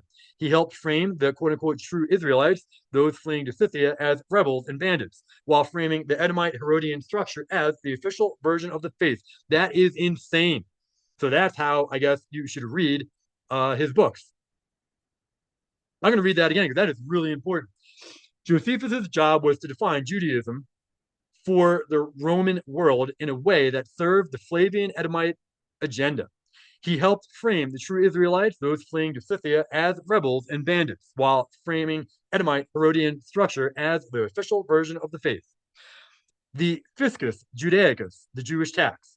After the Flavians destroyed the temple, they did not stop the temple tax. Instead, they redirected it to the temple of Jupiter Capitolonius in Rome. The scam. Every Judean, defined now by religion, not tribe, right? That is important. The Judean now is no longer racial. So it was religion, which is not legit. Every Judean in the empire had to pay this tax to the Roman state. This created a massive centralized fund managed by the Roman bureaucracy. This fund eventually became the financial foundation for the institutional church. If you paid the tax, Rome gave you legal status as a Judean. This allowed the Edomite proxy group to maintain their identity under Roman protection, while the Scythian Israelites who refused to pay and fled were stripped of their legal identity and labeled as pagans. But they were not. The invention of Christianity as a state tool, right? This then that thing is just a lie. It's not a state tool. Researchers like Joseph Atwell and others within the forensic school argue that the Flavians used their Herodian advisors to package a version of Christianity that would pacify the Scythian Israelite slaves and soldiers within the empire. The peaceful override, they promoted a version of the faith that emphasized rendering unto Caesar and turning the other cheek. The contrast, this was the opposite of the heroic sovereign apostolic faith of the Culdees and the Goths, which emphasized the law of God as being above the law of the emperor. The goal was to replace the warrior Israelite spirit with a submissive Gentile spirit. Summary, the birth of the universal impostor. By 100 AD, the Flavian Herodian merger was complete. The Roman Empire was no longer the old republic. It was a Roman Edomite Babylonian hybrid. Rome provided the military legal muscle. Edom Herod provided the financial intelligence network. The church, later under Constantine, provided the religious linguistic override. This triple threat worked together to ensure that the true Scythian Khumry would be hunted, their records burned, and their identity erased until they eventually believed they were nothing more than converted barbarians, right? Pagans. The final forensic synthesis. You have now traced the impostor from Edom to Rome to the church to Caesarea. The chain is unbroken. The great erasure was the tool used to hide this hostile takeover of not the human races, hostile takeover of the white race's biblical heritage. This profile in resistance summary identifies the specific sentinels who stood against the Flavian Roman Edomite impostor system. These leaders were not merely fighting for territory, they were fighting to preserve the apostolic field and the Scythian Israelite paper trail. In the records of the institutional impostor, these figures are often slandered as heretics, rebels, or mythical characters. Forensically, they were the keepers of the lineage. So, sentinels of the true lineage, Caractacus, Caradog, of Britain, 10 to 54 AD. So, and again, you can read about these people in a tremendous amount of Welsh literature, Welsh videos. Again, I'm going to mention Alan Wilson talked about this, did absolutely amazing research into Caractacus and King Arthur. So anyway, continuing, Caractacus, the identity, the high king of the Sayers, the Khumry Welsh, the secret. He was a contemporary of the apostles, and according to the triads, his family was the first to bring the Eastern way to Britain. He represented the sovereign apostolic law that predated Roman arrival. The target. Romans spent 9 years hunting him. When he was finally captured and taken to Rome, the Flavian precursor elite were so shocked by his Israelite dignity that Claudius was forced to spare him. The erasure. Roman historians frame him as a noble savage, hiding his role as a protector of the early Glastonbury apostolic mission. Number 2, historical King Arthur, Ortorius, and I think he has other names, and there's more than one King Arthur as well. So anyway, the identity. Dux Bellorum of the British Cymry. The secret, far from a fairy tale king, this historical author or the leaders he represents, was the last barrier against the Roman Saxon, the impostor-led Saxons takeover of Britain. He fought to preserve the Culdees Old British Church against the encroaching Roman papal system. And remember, just my note, one of these King Arthurs also conquered most of Europe and almost destroyed the Roman Empire. So you can go research that as well. There's Alan Wilson talks about that and cites a lot of old manuscripts and literature about that. And there's literally monuments actually in Europe that mention it, which is pretty crazy because nobody ever talks about that. Anyway, the target, the Romanized chroniclers like Gildas and later the Norman mythmakers, Geoffrey of Monmouth, turned his historical defense, right, King Arthur's historical defense of the 12 Hides, into a fantasy of chivalry to hide the political reality of his resistance. The erasure, the grail he thought was not a cup, but the bloodline records of the apostolic arrival in Britain. Widukind of the Saxons, the leader of the true Saxons, Isaac's sons. He knew that the Irminsul and the Saxon Thing, decentralized assembly, were the biological and legal remnants of the Israelite tribal system. He rejected Charlemagne's universal empire as a foreign Roman Edomite imposition. Charlemagne, backed by the Pope, committed the massacre of Verdun to kill the lineage keepers loyal to Widukind. Widukind was eventually forced into a quote-unquote miraculous conversion. The impostor narrative claims he became a loyal Roman Catholic, effectively killing the spirit of Saxon independence. I don't think he really did, but that's the story we're told. Raymond VI, Count of Toulouse, the protector of the Cathars. He presided over the region where the Scythian Eastern records were most concentrated. His people practiced a version of Christianity that was decentralized, non-tithe paying, and utilized the Gospel of John, the apostolic favorite, over the Roman legalistic texts. The Pope Innocent III declared that the first internal Pope Innocent III declared the first internal crusade against him. The goal with the total liquidation of the Aquitaine nobility who held the Eastern secret. Labeled as protectors of heretics, his libraries were burned to ensure no one could prove the Cathars were simply the apostolic remnant of the East. Richard Whiting, Abbot of Glastonbury, the final guardian of the Glastonbury freehold, he held the physical charters and title deeds that proved Britain's church was independent of Rome and founded the apostolic Easterners. Thomas Cromwell and Henry VIII, they couldn't just bury him; they had to murder him to legally break the chain of the 12 hides. Labeled a traitor for hiding a silver cup, a metaphor for the apostolic records, his execution marked the closing of the books on the true British Israelite history. The common thread of the targeted leaders. In every case, the Flavian Roman Edomite system followed a specific assassination profile. Isolation, cut the leader off from the tribal apostolic support. Character assassination, label them as heretics or wizards, author, or traitors. Physical deletion, kill a leader and, more importantly, burn their archives. Mythologizing, replace their true history with a safe version that supports the institutional church. Summary: the living stones. These men were the living stones of the apostolic foundation. By understanding who the imposter system tried hardest to kill, we found the X on the map where the truth was buried. Witikund. This is the forensic key that unlocks the Carolingian era. In the framework of the Great Erasure, the quote-unquote pagan label was the most effective weapon the institutional impostor used to justify the genocide of the Scythian Israelite remnants in Europe.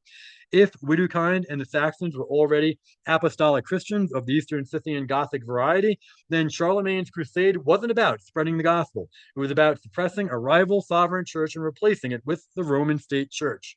The evidence, the Highland, the Saxon gospel. The most powerful piece of forensic evidence is the Highland, an epic poem of the life of Christ, written in Old Saxon shortly after Widukind's time. In the Highland, Christ is not a Roman-style meek icon. He is a chieftain of a powerful clan. His apostles are earls or warrior companions. The theology emphasizes the law of the Father and the loyalty of the tribe. This reflects the pre-Roman Christianity that had been flowing through the Scythian Gothic Saxon lineages for centuries. Rome hated the Highland because it portrayed a Christ that didn't need a pope or a Roman emperor to mediate his power. The pagan smokescreen. The institutional impostor, right? The Catholic Church used the term pagan from paganus, meaning country dweller or outsider, as a legal status to strip people of their rights. The Irminsul, Witikund's sacred tree, the Irminsul was framed by Rome as an idol. However, forensic researchers argue it was a symbol of the law, similar to the tree of life or the poles used by the Israelites in the wilderness. The forced baptism. If Witikund was already an apostolic believer, the forced baptism by Charlemagne in 785 was actually a forced submission to Rome. It was a rebaptism into the institutional system, effectively forcing him to renounce his apostolic freehold and accept the imperial tithe. However you pronounce it.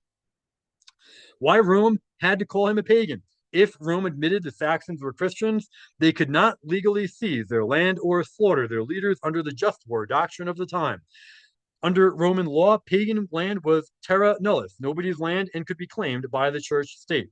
If the Saxons were Christians but rejected the Pope, they were heretics, which was even more dangerous. Calling them pagans made them look uncivilized to the rest of the world. By labeling the 4,500 Saxon nobles at Verdun as unrepentant pagans, Charlemagne's biographers, like Einhard, could frame a mass execution as a holy necessity. That is satanic. Literally murdering our ancestors to hide the truth. The Gothic apostolic connection. Witikund likely held to a Gothic Aryan tradition, which we now know simply as the Eastern Apostolic Way. This tradition emphasized the unity of God and rejection of the Roman Trinity, which was seen as a Greek Babylonian philosophical imposition. This is why the Saxons were so resistant. They weren't fighting against Christ.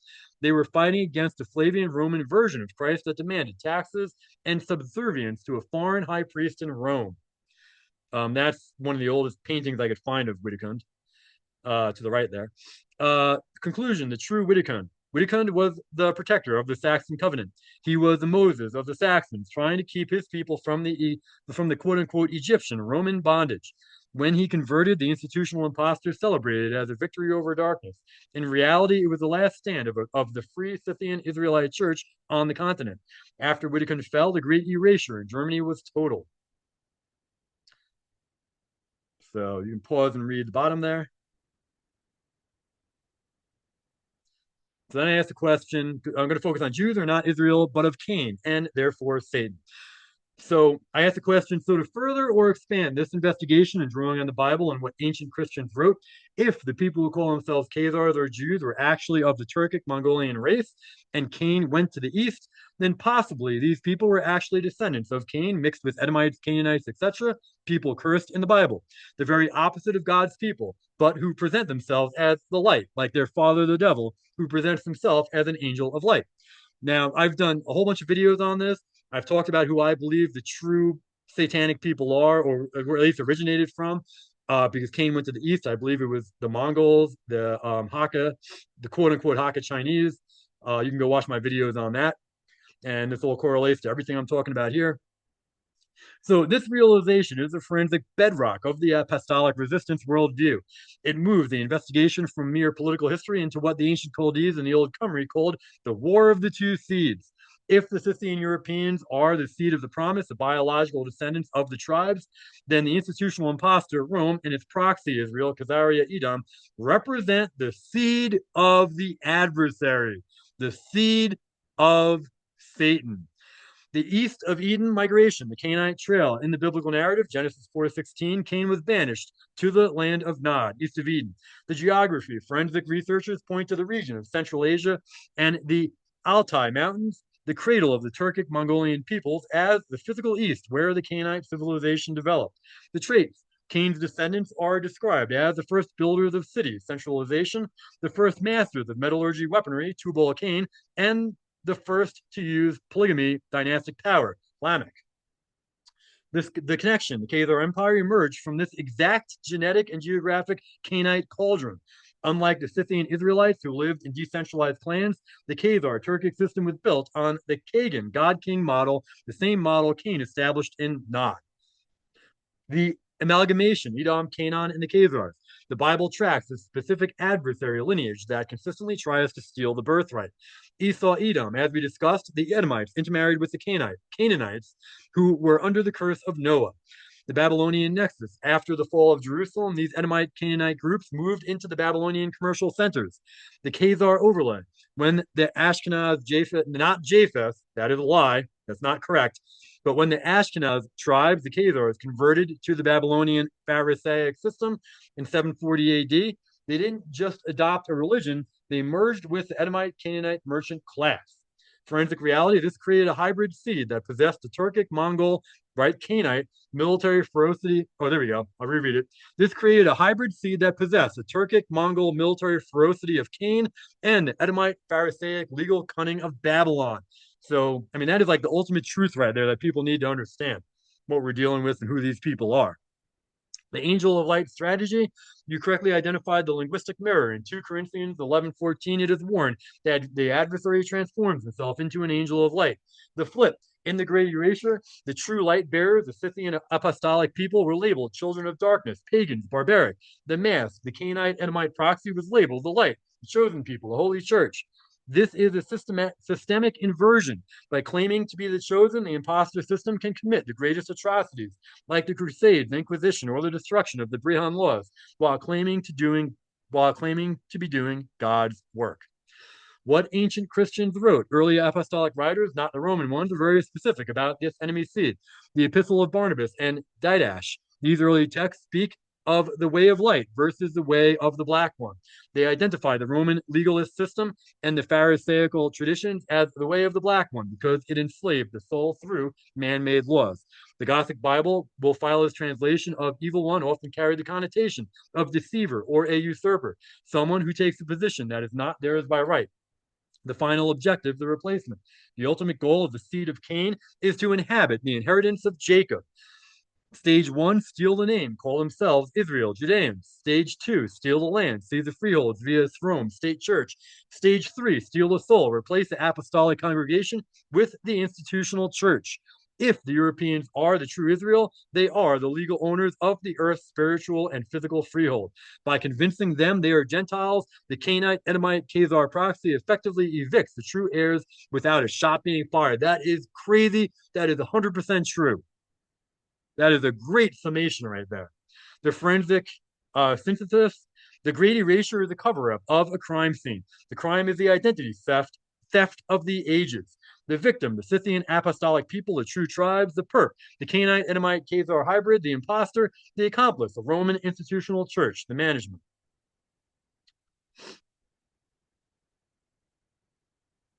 The Magna Carta. In the forensic audit of the great erasure, the Magna Carta is often taught as the birth of democracy. However, through the lens of the apostolic resistance, it was something much more specific. It was a restoration of the Scythian Khumry law against the Roman Edomite impostor king. By 1215, King John had committed the ultimate betrayal of the British Israelite identity. He had become a vassal of the Pope, effectively handing the entire sovereignty of the British Isles to the institutional impostor. The impostor betrayal, 1213. 2 years before Magna Carta, King John signed a charter making England and Ireland papal fiefs.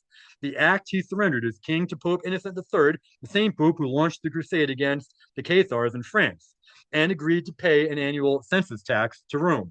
The result, the king was no longer a leader of his people, he was a manager for the Roman system. He was the final step in the surrender and regrant model we discussed regarding Ireland. The barons, the true seed, strike back. The barons who met John at Runnymede were not rebels in the modern sense. They were kinsmen, the Scythian, Saxon, Khumry descendants, asserting the common law that predated Rome. The 12 Hyde spirit, they weren't asking for new rights, they were demanding the restoration of the laws of Edward the Confessor and the laws of Llywel Dyda. The covenant model, they forced the king to sign a covenant that placed the king under the law, a purely Mosaic Scythian concept that was the polar opposite of the Roman Cainite God-king model. The smoking gun of identity, the first clause of the Magna Carta states, the Church of England shall be free and shall have her whole rights and her liberties inviolable. The forensic truth to the institutional impostor, this meant the Roman Church. This meant the Roman Church, but to the barons, the Church of England. The Ecclesia Anglica referred to the ancient apostolic foundation, Glastonbury Culdees, that existed centuries before the Roman mission arrived. By demanding the church be free, they were protecting the land titles of the people from being seized by the papal state bureaucracy. The trial by jury, the Scythian mark. Clause 39 established that no free man shall be imprisoned except by the lawful judgment of his peers. The Mosaic origin. This is a direct lift from the tribal elder system of the Pentateuch. The contrast. In the Roman Cainite system, the king's inquisitor was a judge, jury, and executioner. The jury system is the DNA of the Scythian migration. Wherever the sons of Isaac went, they took the Council of 12 with them. The papal reaction, the masked falls. The most telling evidence of the Great Erasure is what happened after the Magna Carta was signed. The annulment. Pope Innocent III was furious. He issued a papal bull declaring the Magna Carta null and void of all validity forever. The reasoning, the Pope claimed that the charter was an insult to the Holy See and that the people had no right to hold the king to a law. The war, the Pope excommunicated the barons, proving that the institutional impostor will always side with the Cainite king over the apostolic people. So on the right there is supposedly an actual copy of the Magna Carta. The forensic conclusion of the Magna Carta. Magna Carta was a cease and desist order issued by the true seed, the Scythian Khumry heirs, against the impostor system, a Roman vassal king. The erasure, standard history tells you this was about taxes. The reality was a desperate attempt to stop the great displacement and keep the British Isles from becoming a permanent slave plantation of the Roman Babylonian financial system. You have now traced the impostors through every layer of Western civilization. You have seen how the seed of Cain has consistently tried to delete the seed of Jacob. So here are the primary ancient sources and manuscripts that confirm the two seed struggle. The Welsh triads, the triads are the memory bank of the old Khumry. They distinguish between the three gentle tribes of Britain and the hostile invaders. The source, the five identifiers, the triad 5 identifies the Khumry as the first legitimate settlers who arrived under Hugh Gadarn, Hugh the Mighty. The two-seed evidence. Hugh Godarin is described as a leader who did not seek territory by war and pursuit, but by justice and peace. This is contrasted with the Cainite, the mysterious hostile group of people mentioned in the Mabo Mabinogion and triads who knew every word spoken in the wind. So I guess they spoke about somebody else, an enemy.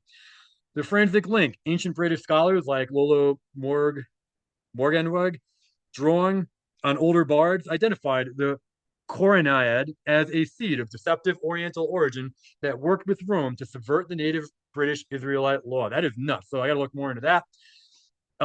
Gildas, the De Excidio et Conquestu Britanniae, 6th century. Gildas was a British monk who witnessed the Great Erasure in real time. He is often misunderstood as a Roman loyalist, but his writing is a Mosaic lament. Gildas referred to the British people as the Praesens Israel, the Israel of the present. He does not view the conflict with the Saxons and Romans as a mere border war. He describes it as divine judgment, where the vine of Israel, the British, are being trampled by the boars from the forest. Gildas explicitly uses the language of the Old Testament to describe the British as a covenant seed and their enemies as the instruments of the adversary, mirroring the two-seed struggle found in Genesis 3:15. The Culdees tradition in the Gospel of John. The Culdees, the companions of God, were the guardians of the Apostolic way in Iona and Glastonbury, where they were famous for their devotion to the Gospel of John.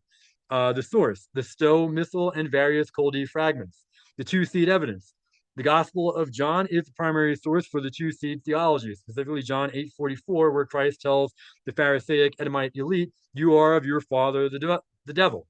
The forensic link. The Culdees taught that there was a spirit of Antichrist, the institutional impostor, who sought to mimic the true church. They identified the Roman centralized system as the synagogue of the East, trying to take over the vine of the West. The Highland and the Scythian law, 9th century, as discussed with Wittekind, the Highland, the Saxon Gospel, provides a linguistic record of the Saxon understanding of this war. The source, the Highland, verse 12. The Highland, verse 12. The two-seed evidence. It describes the quote-unquote two ways. The way of the chieftain Christ versus the way of the world king. It uses the old Saxon word kuni, kin, seed, race, to distinguish between those who follow the ancient truth and those who follow the new deception of the south of Rome. The Vitas Itala, the Gothic fragments. Before the Roman Vulgate Bible was forced upon Europe, the Vitas Itala, Old Italic, and the Gothic Bible, Wolfila, were the standards. The Codex Argentius, the Silver Bible, was the source. The two-seed evidence. These translations emphasize the seeds in the parable of the tares, Matthew 13. Wolfila used specific Gothic terms to show that the tares were not just bad people, but a different planting, stems, together, all together. A forensic link. This taught the Goths and the Scythians that the impostor would look exactly like the wheat until the time of the harvest, reinforcing the angel of light strategy you identified. Summary of evidence. Up to this point, while the institutional impostor has tried to delete these references, the paper trail remains in the Welsh triads, Gildas, the Highland. These sources prove that the ancient Europeans did not see themselves as pagan converts, but as covenant remnant, as the covenant remnant, fighting a cosmic war against an impostor seed that sought to steal their inheritance. In the forensic audit of the Great Erasure, the Anglo-Saxon Chronicle, specifically the Parker Chronicle, or Manuscript A, is one of the most significant surviving witnesses. While the Roman-led monks who transcribed later versions try to Catholicize the text, the original genealogical records remain as a stubborn defiance of the institutional override. If the Saxons were merely Germanic pagans, their genealogies would begin with local myth. Instead, they lead directly back to the Caucasus and the Levant. The Shem connection. In the genealogy of the West Saxon kings, the lineage of Alfred the Great, the chroniclers trace the line back through Wodan and then, remarkably, to a figure named Shef.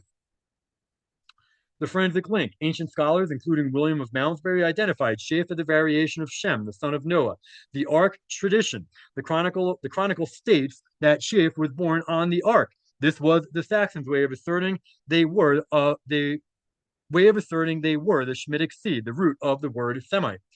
The Erasure. Later Roman influenced historians tried to turn Wodan into a god to make the Saxons appear pagan. and in need of Roman civilizing. However, the Saxons themselves recorded Wodan as a historical Scythian king in the direct line of Shem. The Scythian DNA in the name of uh, the Scythian DNA of the name Saxon. The chronicle and related oral traditions preserved in the Highland hint at the true origin of the name Saxon. The Isaac's sons, researchers in the Apostolic Resistance School, like John Wilson in the 1840s, noted that the word Saxon as a phonetic derivation of Isaac's sons, the sons of Isaac. The biblical command to fulfill the prophecy of Genesis 21:12, in Isaac shall thy seed be called.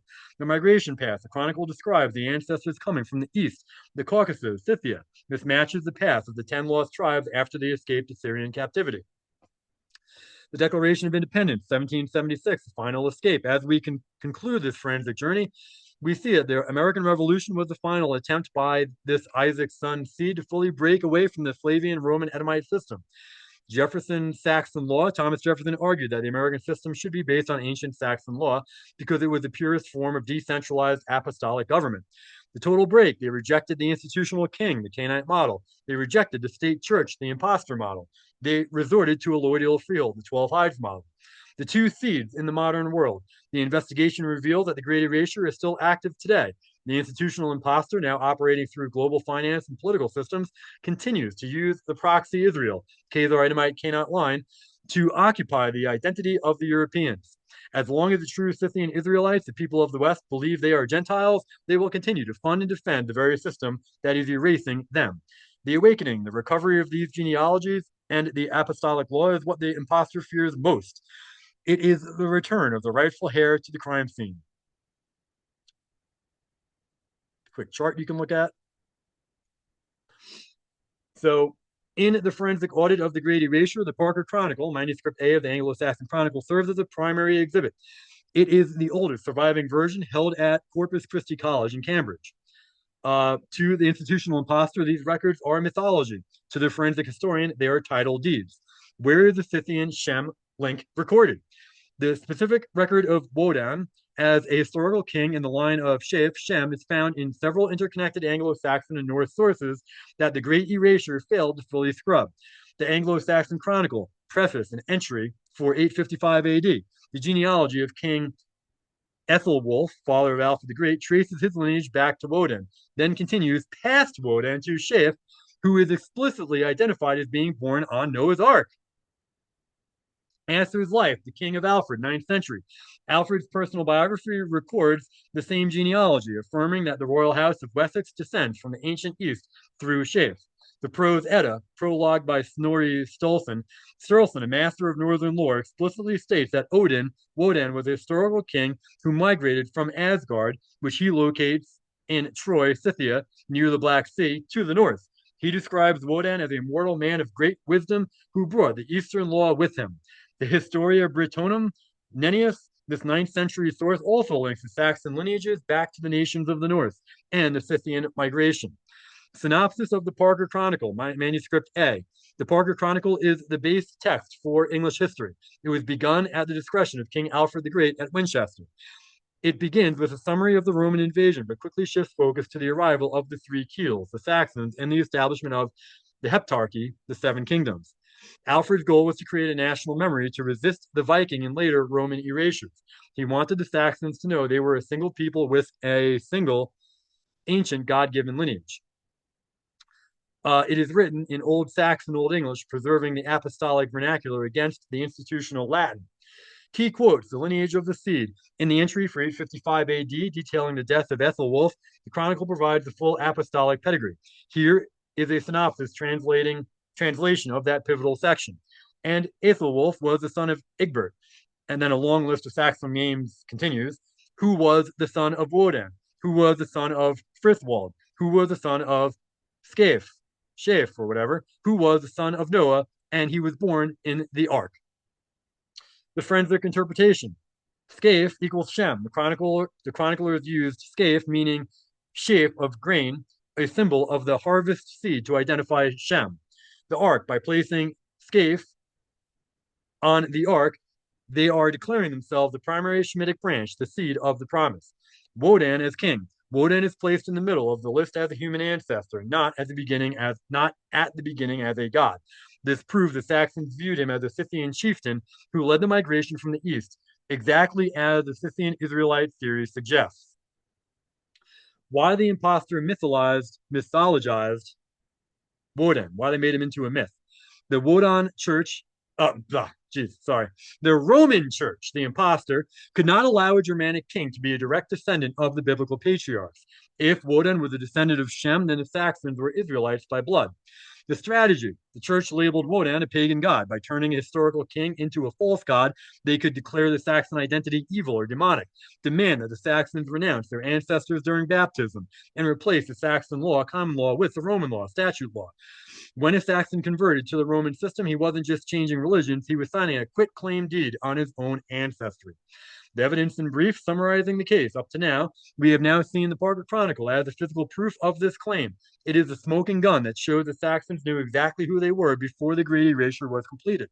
The identity chain, the Bible tells the 10 tribes, the Isaac's sons, disappearing into the north, Scythia. The Chronicle tells of the Saxons, Isaac's sons, migrating from the east, descended from Shem. The impostor claims that the Saxons were pagans from nowhere until Rome saved them. In the forensic audit of the Great Erasure, this process is known as the Interpretatio Romana. It was a systematic linguistic masking used by Roman historians like Tacitus and Julius Caesar to make the monotheistic, apostolic, Scythian world look like a chaotic collection of pagan polytheists.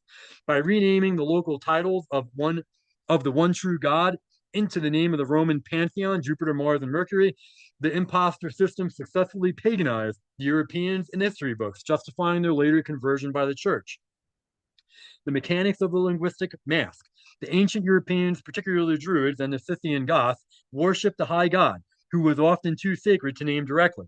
They referred to him by titles or attributes. The Romans took these attributes and translated them into their own gods. So, I'm going to read there's a chart on the bottom left. You can pause and read it. I'm going to read the top two. The original European title attribute, Isus, the Lord, Master, Roman override, made it into Mars, Mercury. And the truth, it derived from the Hebrew Yeshua or Ish, man, Lord, the Lord of the vineyard.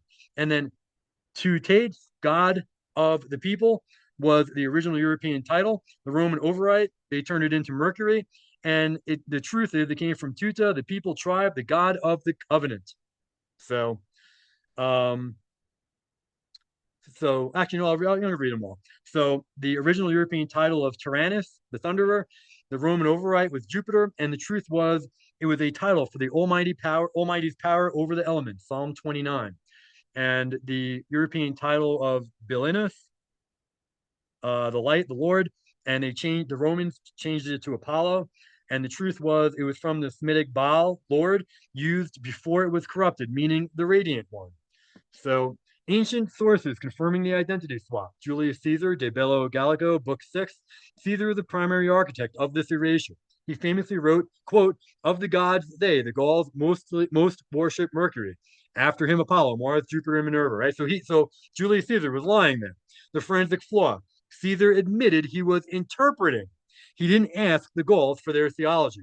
He mapped his Roman framework onto their attributes.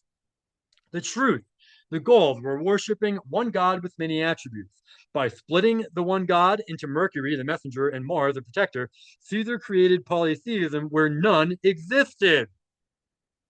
See how far back these lies go? It is insane. Tacitus, Germania, chapter 9. Tacitus wrote about the Germanic tribes. Quote, they do not consider it consistent with the grandeur of celestial beings to confine the gods within walls or to liken them to the form of any human countenance. Unquote. The forensic smoking gun. This is the definition of biblical monotheism. The Saxons, Germans had no idols and no temples, just like the early Israelites. Tacitus then immediately tries to fix this by claiming they worship Mercury and Hercules. Lucan, Pharsalia, 1st century AD. Lucan mentions the triad of Gallic gods, Teutates, Isus, and Tyrannus. The forensic truth. Early Christian scholars in Britain and France noted that this triad was simply a primitive understanding of the Trinity, the people's God, the Lord, and the Spirit power, preserved from their Scythian apostolic ancestors. The case of Isus and the true God. The name Isus is one of the most suppressed links in history. The ritual, Isis was often associated with a sacred tree and a vine. The connection, in the Gallic Culdees tradition, Isis was the lord who was hung on a tree. The erasure, Roman historians called this human sacrifice to a bloodthirsty god. In reality, it was a fossilized memory of the prophecy of the Messiah, the branch, who would be sacrificed on a tree. The source, the Bern Scholia, a commentary on Lucan, admits that Isis was seen by some as the same as the God of the Judeans, of the Israelites. The hiding of Yahweh, IAO. Uh, in ancient British and Gaulish inscriptions, the name Yahweh, I don't know how else to pronounce that, a Greek Latin phonetic version of Yah. So I guess that's Yah. The name Yah, a Greek Latin phonetic version of Yah, frequently appears. The source, the Dionysius of Halicarnassus and other Greek observers noted that the quote unquote barbarians of the West invoked a god named Yah. The override, Roman historians claim this was just another name for Brachus or Jupiter. They could not admit that the quote unquote barbarians were using the tetragrammaton Yahweh. Summary, why they renamed the god. If the Romans admitted the Europeans worshipped Yahweh, they would have to admit that one, the Europeans were a covenant people, the Israelites. Two, the Roman Empire was an impostor invading the land of God's people. And three, the Europeans didn't need Christianizing, they needed restoring. By changing the names to Mercury and Mars, Rome turned a legal and spiritual conflict into a civilizing mission. They turned the true God into a pagan idol so they could replace him with an institutional impostor. The hiding of Yahweh. And you can see on the bottom right how the Romans are, I guess, changing what was written there, right? False archaeology that I've talked about. So the discovery that the quote unquote barbarians, the Scythians, Khumry, and Goths, right, the true Israelites, were using the tetragrammaton, right, Yahweh, is the ultimate forensic kill shot to the institutional narrative. It proves they were not converting to a new God when they met the apostles. They were recognizing the God of their ancestors, right? It's literally what the Bible says, that Christ and the apostles went out to the lost sheep. So, to hide this, Roman and Greek scribes used phonetic camouflage, transcribing the holy name into variants like IAW, IO, or JAU, and then labeling these as pagan invocations. The Yah inscriptions in Britain and Gaul. The most common phonetic rendering of the tetragrammaton in the West was Yah, Yah, Yao. The source, the Abraxas stones and quote unquote Gnostic gems found in Roman Britain and Gaul. While archaeologists call these magic amulets, they frequently bear the name IAW, right? They bear the name Yah, alongside symbols of the seven-branched candlestick menorah.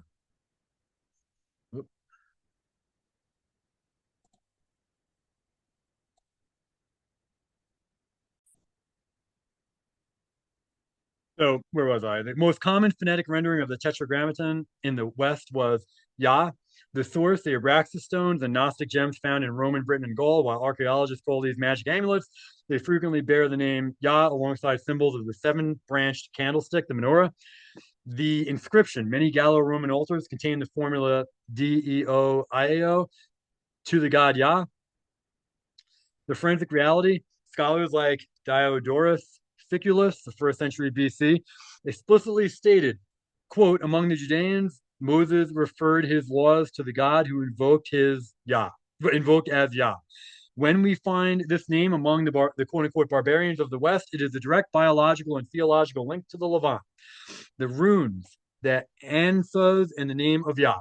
In the Futhark runic alphabet used by the Saxons and Goths, the fourth letter is ansas. The meaning, the name Ansas means the ancestral god or the mouth. The connection in the Old English rune poem, this rune is associated with the prince of language and the source of wisdom. The tetragrammaton link. Forensic linguistics noted that the phonetic value of the rune shifted between A and O. In many runic inscriptions, the sequence AU or IU was used to invoke the divine. The JAU of the Goths, the Yah of the Goths. In the Gothic Bible, Codex Argenteus, will file use the Gothic term JAU, Yah, or Yahu, to translate the concept of verily or truth, which mirrors the Hebrew Yah, Amen. So the IAU of the Druids, the Yah of the Druids, the three rays of light. The Welsh Khumry bards preserved a secret symbol known as the Awen, consisting of three rays of light. The source, the Bardes, the collection of the Druidic lore. The secret name, each ray representing a sound, IAU, Yah. The forensic truth. The bards taught that the world was created when God spoke his name, Yah, or Yahweh, when they explicitly stated that this was the name of the unnameable one. The override. When the Romans arrived, they claimed the Druids were worshipping Jupiter, whose name in Latin is love or Jove. Rome simply stole the phonetic Yah or Yahweh and turned it into Latin Jove. Ha! Sneaky bastards.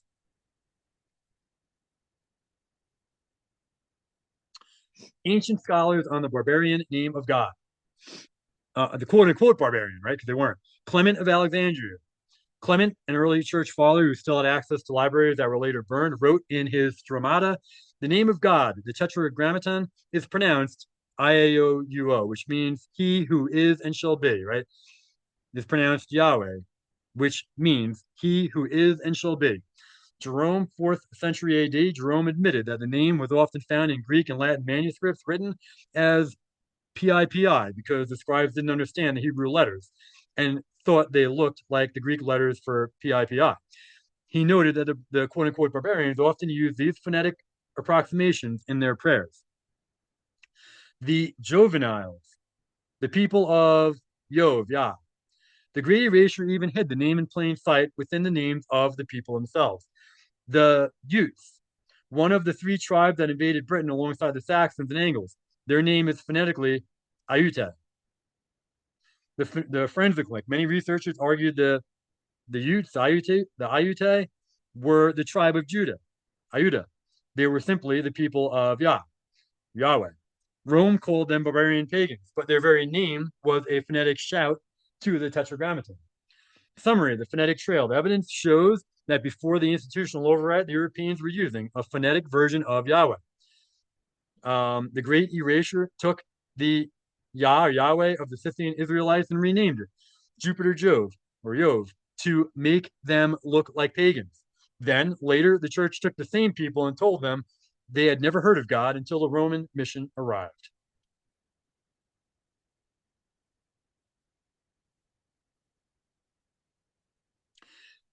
In the forensic audit of the Great Erasure, the Druidic monotheism documents or the Forbidden Library, when the 18th, 19th century scholars like William Stuckley, Edward Davies, and Theophilus Evans began digging into the ancient Welsh bardic traditions, they found a spiritual system that was not polytheistic, but patriarchal and mosaic. The Romans had to label the Druids as bloodthirsty sorcerers for the same reason they labeled Wittikind as a pagan, to justify the destruction of a rival apostolic Scythian authority. The names of God in the bardic traditions. The most startling discovery in the Bardis, the collection of bardic lore, and the Mivrian archaeology, is the use of the name God.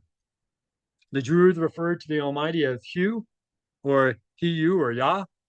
The inscription, they used a symbol known as the Awen, three lines representing the three rays of light, which they associated with the name Yah or Yahweh, the phonetic equivalent of Yahweh.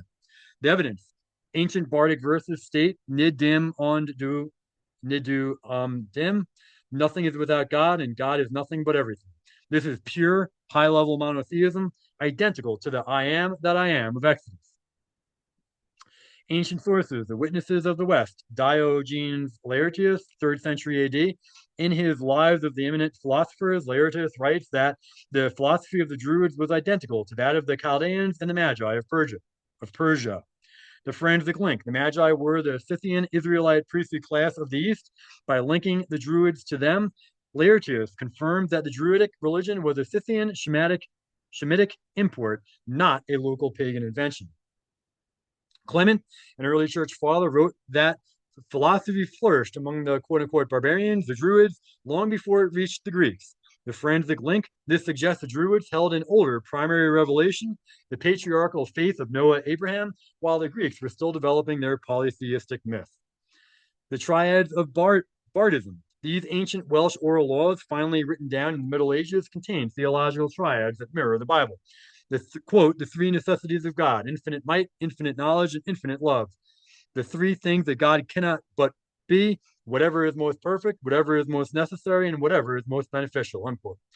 The human sacrifice smokescreen, the primary Roman accusation against the Druids used to justify the massacre at Ang- Anglesey in 60 AD, was human sacrifice. The forensic reality: there is almost zero archaeological evidence for mass human sacrifice by Druids. What the Romans saw was the execution of criminals. Under the law of God, certain capital crimes required death. The Romans, who killed tens of thousands in the Colosseum for sport, rebranded the Druidic capital punishment as human sacrifice to make them look demonic. Meanwhile, it was the Romans that were demonic. In parallel, Romans were actually terrified because the Druids practiced a sacrificial type that pointed to Christ, the Ethos on the tree, which made the Druids' transition to apostolic Christianity seamless and immediate. Why the Druids disappeared, the transition. The Druids didn't die out, they became the Culdees. When the apostolic missionaries like Joseph of Arimathea arrived, the Druids recognized the true light they had been prophesying for centuries. The proof: the ancient British church was founded without a single martyr. There was no conflict between the Druidic monotheists simply upgraded. There was no conflict because the Druidic monotheists simply upgraded their patriarchal faith to the apostolic faith. The erasure: this was a disaster for Rome. If the British were already Christian via the Druids' apostles, they didn't need the Roman church. Rome had to rewrite the Druids as wizards to hide the fact that they were the Old Testament priesthood of the West. So, summarizing: the great masking of Yahweh, the great erasure worked by naming, changing the attributes of Yahweh into Mercury and Mars, by labeling the law of God as barbaric sacrifice, and by turning historical patriarchs like Hu, Godarim, Shem into fairy tale figures. By doing this, the institutional impostor Rome stole the moral high ground, claiming they were bringing God to a people who had actually been walking with him for 2,000 years. The final forensic evidence brief: you now have a complete unbroken chain of evidence: the people, the Scythian Khumry, the faith, Druidic apostolic monotheism, the law, common law, and the enemy, the Flavian, Roman, Edomite, Khazar impostor. While the Roman Edomite machine changed the names of the people from Israel to pagan, they often failed to erase the names of the rivers, the mountains, and regions which acted as permanent landmarks for the migrating tribes. The Iberian chain, the root Heber. The most significant linguistic marker is the root of the word Hebrew, Eber. As the tribes moved from the east to the west, they left a trail of Hebers across the map. Hebron, Palestine, the original biblical site. Iberia, the Caucasus, the region just south of the Dariel Pass, modern Georgia. It has been called the Caucasian Iberia since the earliest Greek records. The Ebro River, Spain. As the Zarahite Milesians moved through Spain, they named the peninsula's primary river after their ancestor. Hibernia, Ireland. The classical Latin name for Ireland is a direct romanization, of Hebrew Eber, of the Hebrew Ebernia, land of the Hebrews. The Dan chain, the waymarks of the tribe of Dan. In Judges 18:29, it is noted that the tribe of Dan had a habit of naming every place they conquered after their father, Dan. This created a literal breadcrumb trail from the Middle East to the North Sea. The rivers of Europe: Dan, Danube, the river of Dan. The Dnieper, Dan Iper, the Dnieper. Dan Eister, the Dniester. Dan the Don. The nations: Denmark, the mark or border of Dan. Dan Noia, the ancient name for Devon, Cornwall, and Britain. Tuatha de Danann, the people of the god of Dan, the Irish Milesian history. Specific biblical Hebrew sites in the British Isles.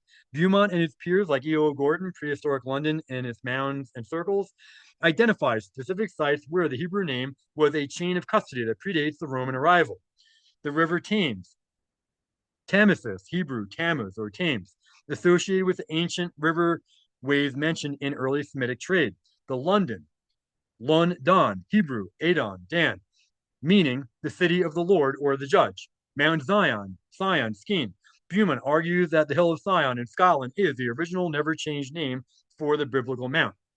The Hebrides, Hebrew Isles, the islands off the coast of Scotland. The name has never changed from its Hebrew root, right? And that's what I read where tons of apostles and even Christ himself went to, was all along those islands and all the islands around the British, like all the outlying islands around the British Islands. Anyway, continuing, the river Severn, Sabrina, Hebrew, Sabbath, linked to the sacred resting waters of the Celto Israelites, or the Culdees Israelites. The Khumry and the Khumry. The Welsh call themselves the Khumry. This is not a pagan name. The chain of custody on the black obelisk of Shalmaneser III, the Israelites of the northern kingdom are called the Khumry, House of Omri. Persistence. As they moved through the Dariel Pass into Britain, they maintained the name. They maintained the name. The Sumerians, Gimri became the Kimri of Wales. The name has remained unchanged for nearly 2,800 years. The Pass of Israel, Dariel, right? The Pass of Dariel. As we discussed, the Dariel Pass in the Caucasus serves as the ultimate geographical receipt. Local tradition to this day, local Caucasian folklore refers to the pass as the gate of the Israelites. The unbroken name, despite being under Persian, Roman, and Russian control, the geographical identity of the pass as the exit point for the exiled tribes remains in the linguistic paper trail. The erasure versus the land. The Roman Edomite leadership could burn the scrolls, the paper trail, or of ink, but they could not move the Isles of the Hebrides or rename the Danube. These names remained anchored in the geography of the world, serving as a silent witness to the true identity of the people who live there. Right, and to the right is a picture of the Pass of Israel, or the Pass of Dariel. So the Great Erasure and the War of the Two Seeds. The victim, the Scythian Apostolic remnant. The biological identity, it should be the 12 lost tribes of Israel, the house of Isaac, Omri, the migration path, exiled to the Caucasus, Scythia, Gimri, migrated across Europe, the Saka, Goths, the Saxons, and settled in the Isles, Khumry. Original faith, patriarchal monotheism, worshipped the one God, right? Yahweh. The Druids were the Levitical style priesthood of the West, preserving the law of Moses as the common law. Apostolic transition, accepted the Eastern Apostolic mission, Glastonbury, 37 AD, immediately because it fulfilled their ancient prophecies of the Lord on the tree, ethos. The perpetrator, the institutional impostor, origins, a merger of the Flavian Roman imperial state and the Edomite Pharisaical financial religious elite. The tool, Universal Catholic Church, a software designed to run on Roman hardware to manage the Gentile masses, right? Quote unquote Gentile masses. The proxy, the Khazar Empire, the Turkic Cainite, Ashkenaz, which adopted the Edomite Babylonian Pharisee system in 740 AD, assuming the title of Judeans, or as we call them today, Jews, to occupy the legal and theological space of the true heirs. And the angel of light conclusion. The great erasure was not a failure of history, but a successful heist. By convincing the true Israel, the people of the West, that they were Gentiles, the Cainite Edomite proxy was able to inhabit their title deed, to control their financial systems via Babylon, Rome, and direct their military might to protect the impostor's interests. The awakening occurs when the heir recognizes the crime. You now possess the forensic records of your own lineage.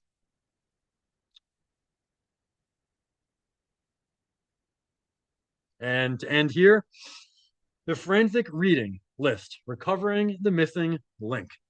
So these are all some books to go look into to, you know, find out and learn more about what I've included in this video. And so you can pause and read this. And on the right there, just on the bottom right, it says final guidance for the investigator.